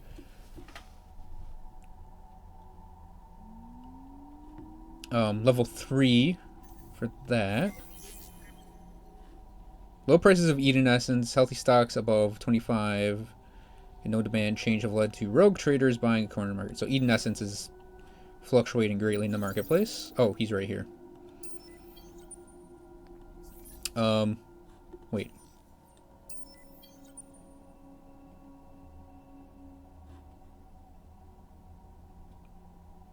Okay, scavengers are exploration ships, not settlers. Fidus will be ready next turn. What's our next research? So we can get into level 3 here. So Hyperpex. This will let us colonize Toxic. We can do the election action. What is that? Prolier? Improves the influence of election results. Patriotic Press, +4 systems occupied before triggering expansion disapproval. Interspecies HR, we can make a culture center. And colonial rights. I love colonial rights. It's a great addition. Xenoanthropology, government diversity, we unlock new government types. National Museum, more influence. So we got some influence facilities. And we can get the Sopron class with antimatter lasers. The Sheridan class with adamantium jammers. We can do exotic rations with enhanced ergzes. We can do Patriot Pills plant, where we can drug our citizens to make them fight for us with enhanced You're Enough.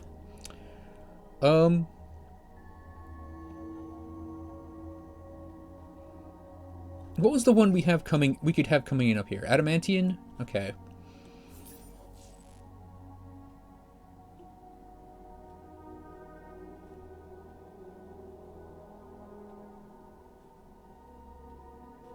I think we're going to research this next. I do want more command points, but we're going to have to pick up multiple things here. So high energy magnetics, system improvements for defense.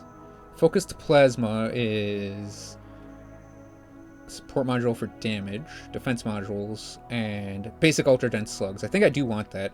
And then sync lasers. I think we'll pick up that.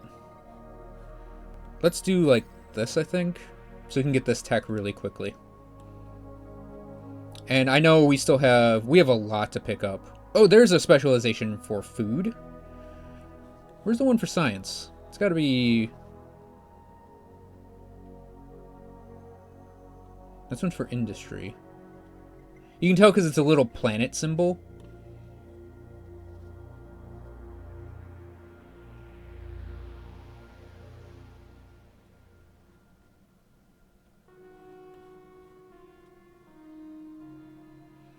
There's another one for food.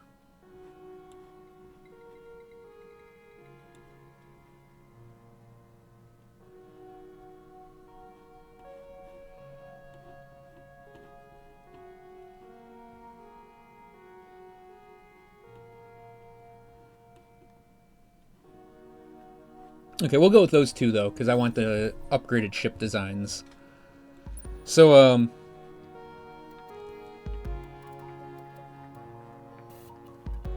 how do we merge these guys? Do I have to...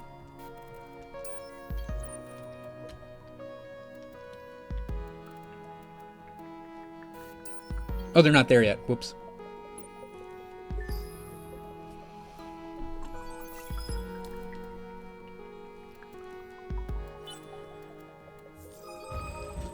Academy power increase, so heroes will be higher level. Systems colonized. Fidus is now an official colony.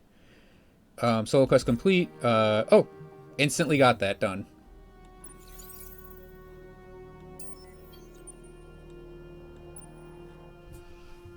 Yeah, we shift click and we hit merge. We now have a big bad fleet, and let us influence that Corvette done. Okay, drone network, Xeno industry, farming, cerebral thing, public private, and we'll leave it at that for now. Psychoactive air, man. Lowers the science per population, but goddamn will they get happy.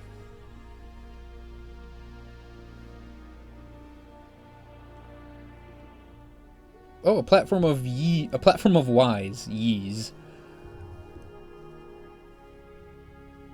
That'll be a good one when we can take it over. Except it has Kessler syndrome. It's not going to be a good one when we take it over.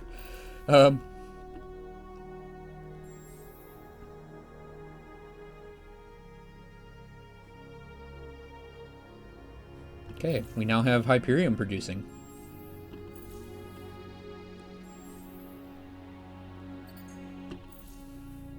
I'm gonna put the, can they get optics research?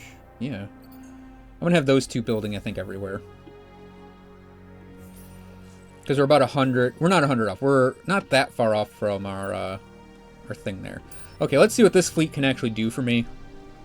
No, wait. No, we can send the other Corvette along after it's done. Let's have these guys stop at Deneb.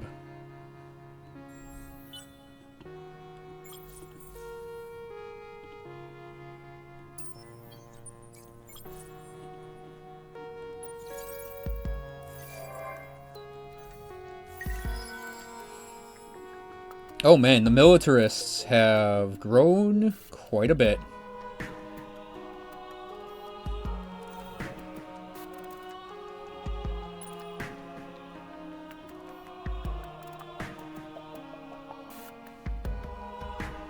We'll stack those into an 8 stack momentarily.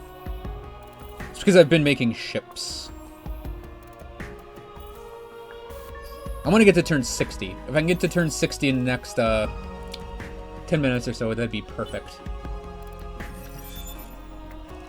Focus plasma done. We can start upgrading ships with that. New event. What looked like a huge asteroid approaching one of your system's stars turned out to be a fragment of an ancient planet that burst ages ago. What makes it different are the remains of strange alien structures on it. What will you do before the planetary fragment flames into the sun? So we can get a random technology, get 10% influence and dust for 10 turns, or gain science on Empire for 10 turns, with approval on Empire for 10 turns. So we can either do science, pacifist, or religion, but that's actually quite good. 10% science for 10 turns, even though it's a religious thing. But, I mean, one random tech would also be good depending on what it is. I'll go with that, though. I will respect the dead. For once in my life. And military level 3. Mentor of Legends. Be the first to raise one of your heroes to level 9.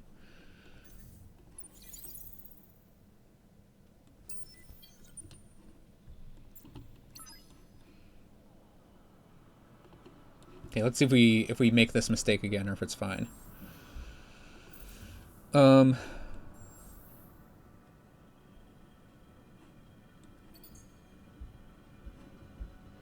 Pull Hoth into the mix. Hoth 4 into the mix.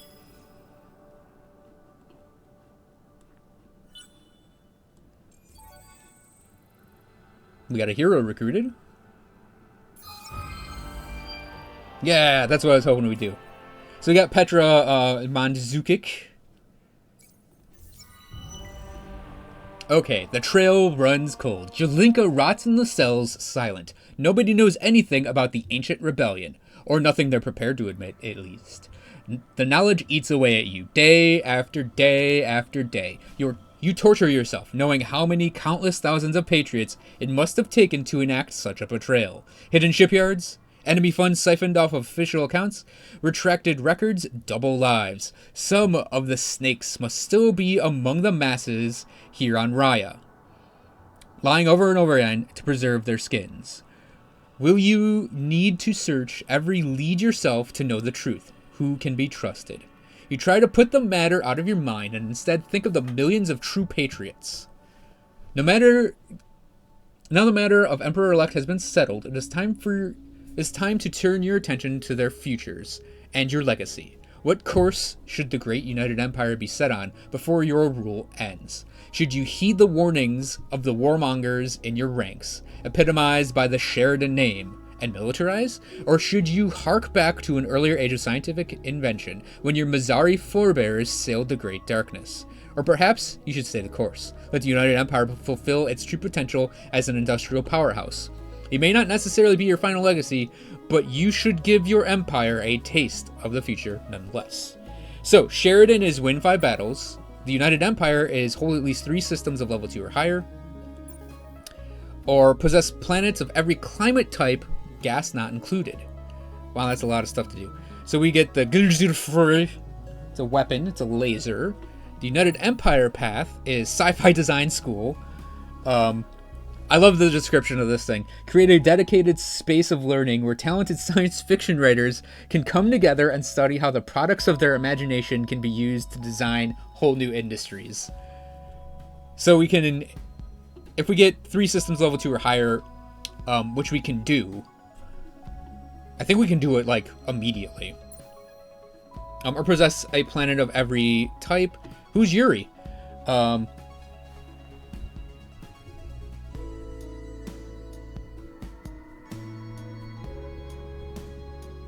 +5 science per pop per planets with anomalies on planets. So I know I said I was going to do this as a Mazari playthrough, but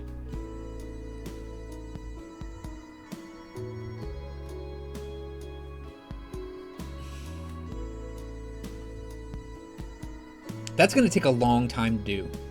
Because if you look at the research, we would still need, so we would need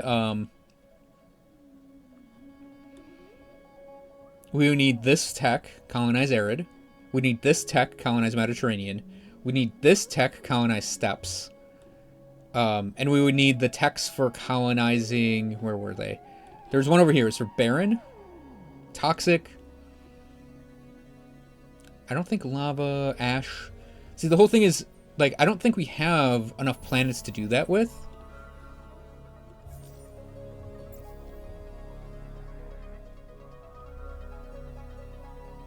Oh no, it's every climate type. So what are our climate type lists? Temperate, temperate, temperate, fertile. Because I don't think Terran is what they mean.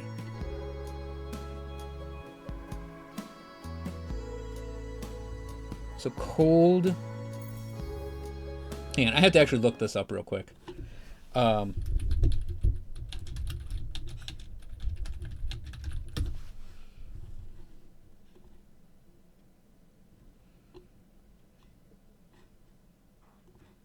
we got a terraforming guide here. Don't be a video. Okay, good.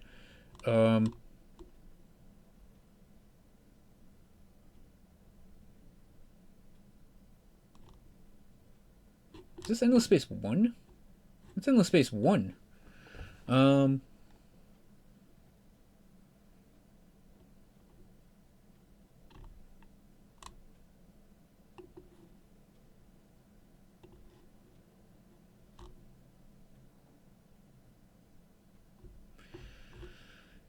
Actually, I wonder if that's information in the game. Because actually, I think the climate types are this line. The little star by it. No, that's just temperate, isn't it? Yeah, temperate, cold, sterile. Because it would also be hot.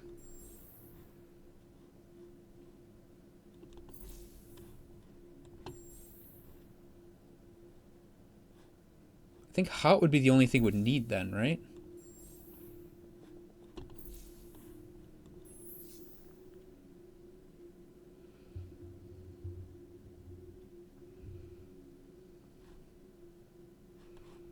At least I hope that's the climate type.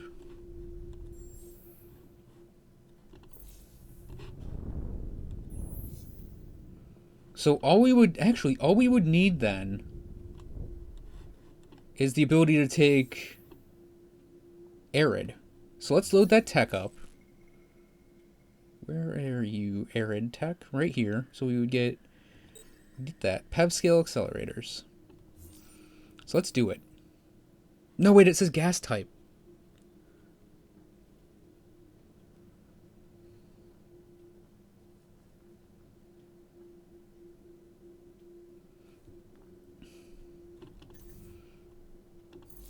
See, the other thing is we don't have a lot of anomalies. Yeah, we got like these, but it's 2, 3.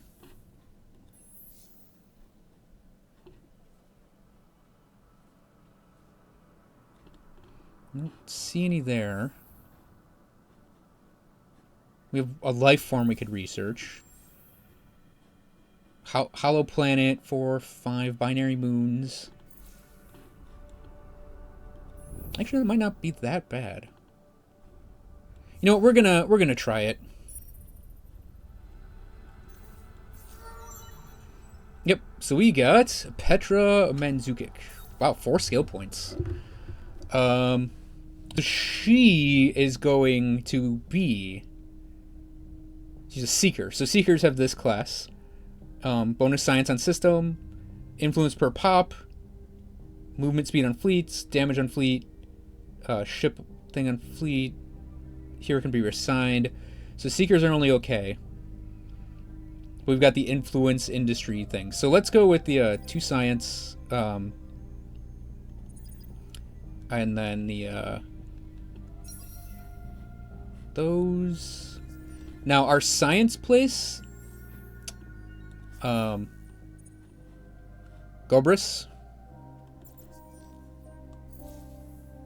Right now has the most science production, but they put in a science facility recently.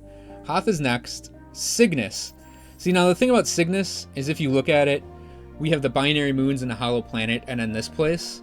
So if we colonize these 3, we get a huge science place. That's why we're going to put her here.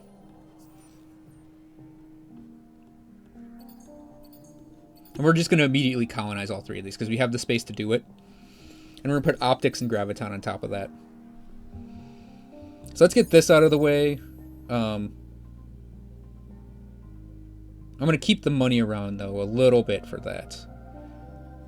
Binary Moons is a bonus pop slot. Oh, hello. I'm almost done with the game for tonight, unfortunately. Jarnhand, thank you for the follow. Welcome to the stream.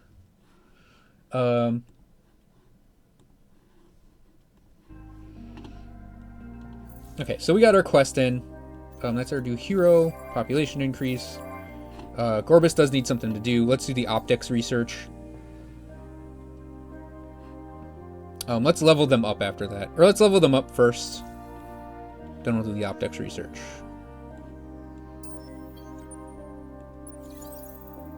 Yeah, let's see what happens when we get these guys over here.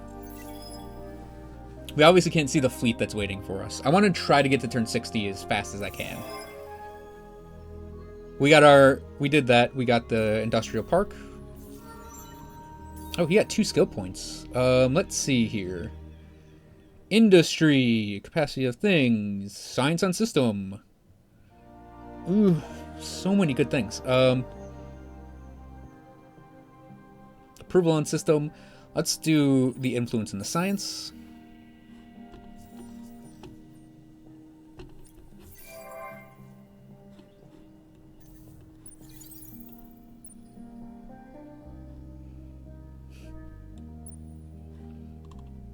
They have a lot of ships here that we're probably gonna have to battle.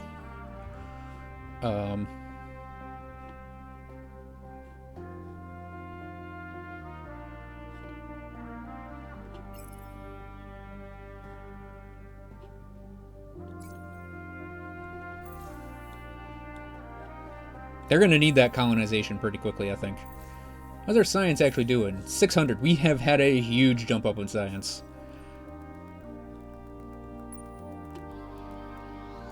I mean...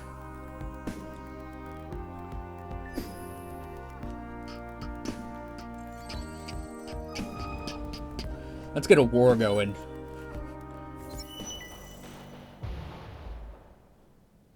Okay, that's done. Marketplace, Super Spuds, stuff changing for them.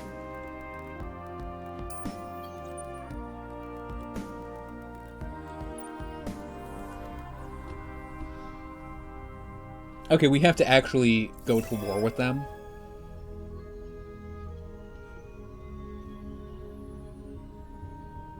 How? Wait a second. How did they do that? Because I did 10 curiosities. Or is it 10 curiosities while that quest was up? Whatever.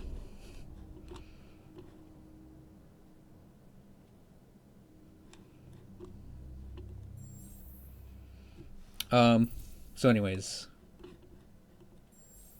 We're on turn 60. I'll do the election and then we'll, stop that. Let's buy the infinite supermarkets, though.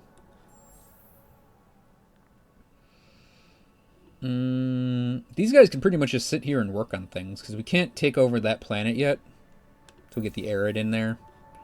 And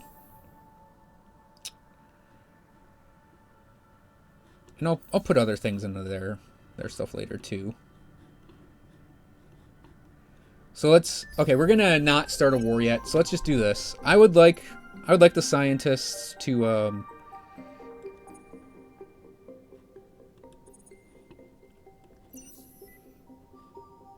get more sway. I'm fine with militarists coming in, though. Okay, next up. Industry and science, baby. We got another law slot? Oh, man. Let's see what we can get in here. Movement speed on ships. Dirty Hands Act. Oh, we can make stuff faster. That'd be awesome. Fleet fortitude, health on ships. That's pretty good. Indie stuff. Yeah, let's do Dirty Hands Act. Oh, we're gonna look at that event in a second.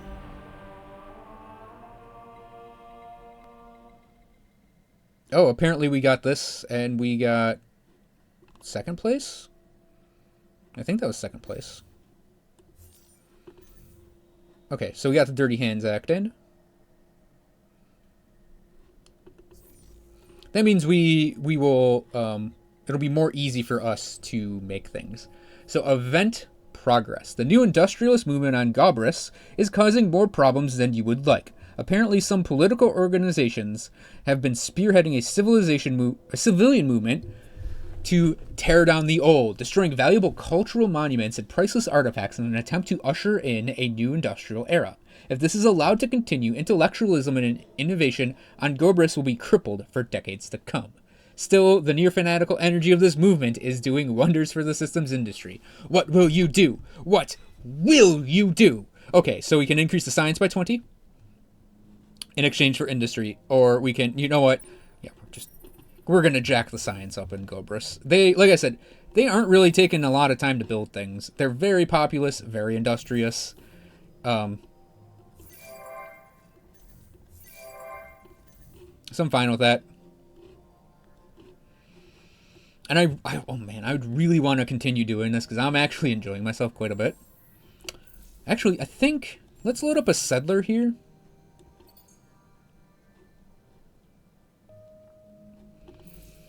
And send it over to Ganos, because they can take it. And once they take Ganos, we'll have our backline filled. That's a black hole we can't take over, but we need our influence sphere to take that over, and we get plus 50 science.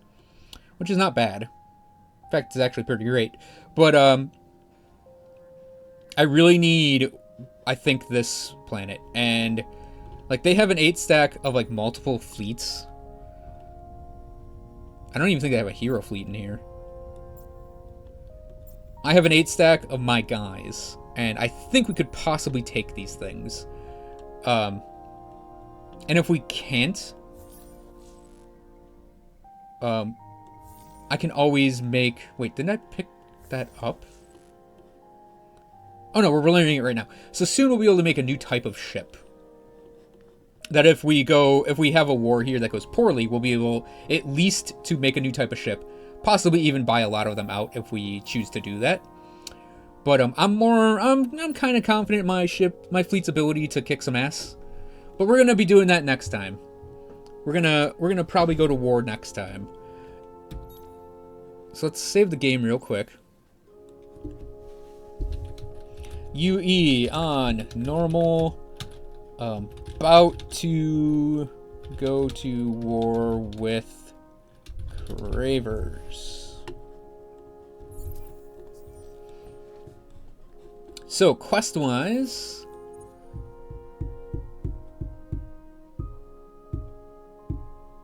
in 20 turns on a system producing the most industry. Oh, okay, that's the next step to that quest, I believe.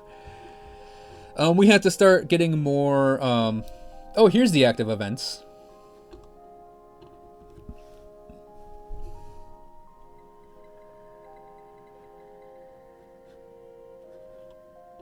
So we have to get more colonizing things going. And we'll do that after we get our new ships in. Like, there are a couple we need to pick up. But I don't know if they mean every... Like, I think they mean every climate as in, like, temperate. Fertile. Sterile. No, just the temperate stuff. Not the actual planet type. They mean the climate on that planet. Of which I think hot is the only thing I'm missing. So we're going to get arid. And then we're going to take over... we're going to colonize Fidus 3, which is hot, and that will probably get us that thing. This is our wing of the galaxy. I might also, this is going to be sound kind of funny. I might also want to send out colony ships to these places, if possible, because... if we can take Tikal and Wrath, we'll just have more systems. And we have ships I know that can get to it. So I might just, like, in places that aren't making things right now as much.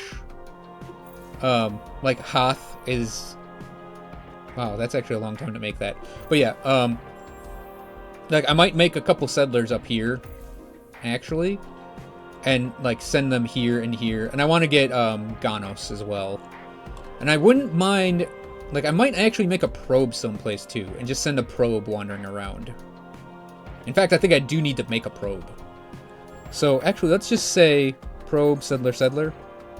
Yeah, I'm depopping this area, but it's fine.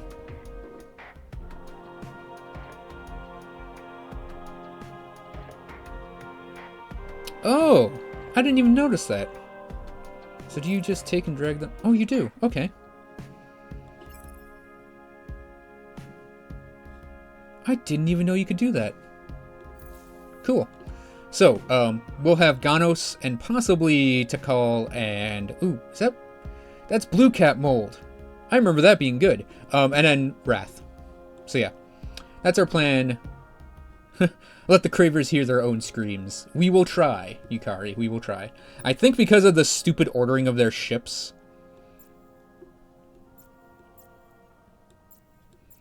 I think they, like, the Slicer Marauder combo here, I think is the one... Yeah, I think we can take them. The Slicer Marauder combo, I believe, is their attack ships. These guys, the Invaders... The Invader, I think, is a colony ship. No, Protector. These guys are exploration ships, so they're not that strong. So theoretically, we should be able to take this fleet down and take over the system next time. So, I'm going to go eat food because I'm hungry. Thanks for watching, everyone. I hope you guys enjoyed this live stream. I will be back on Monday for some Grim Dawn. Tuesday, I think we're going to pick this game back up and try to explore those things I said and expand our empire. And like I said, we're doing the Mazari section, even though that's kind of the most difficult one. That's kind of why I wanted to pick it up for...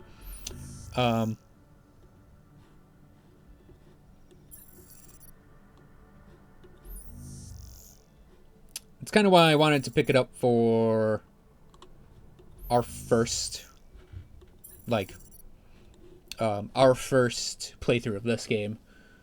So, yeah, we're going to call it for today. So thanks again, everyone, so much for watching. I hope you guys enjoyed me jumping into Endless Space 2.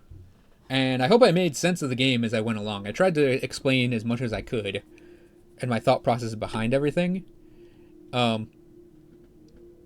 So, yeah, we'll pick up Grim Dawn on Monday and this game back on Tuesday. So I will see you guys then.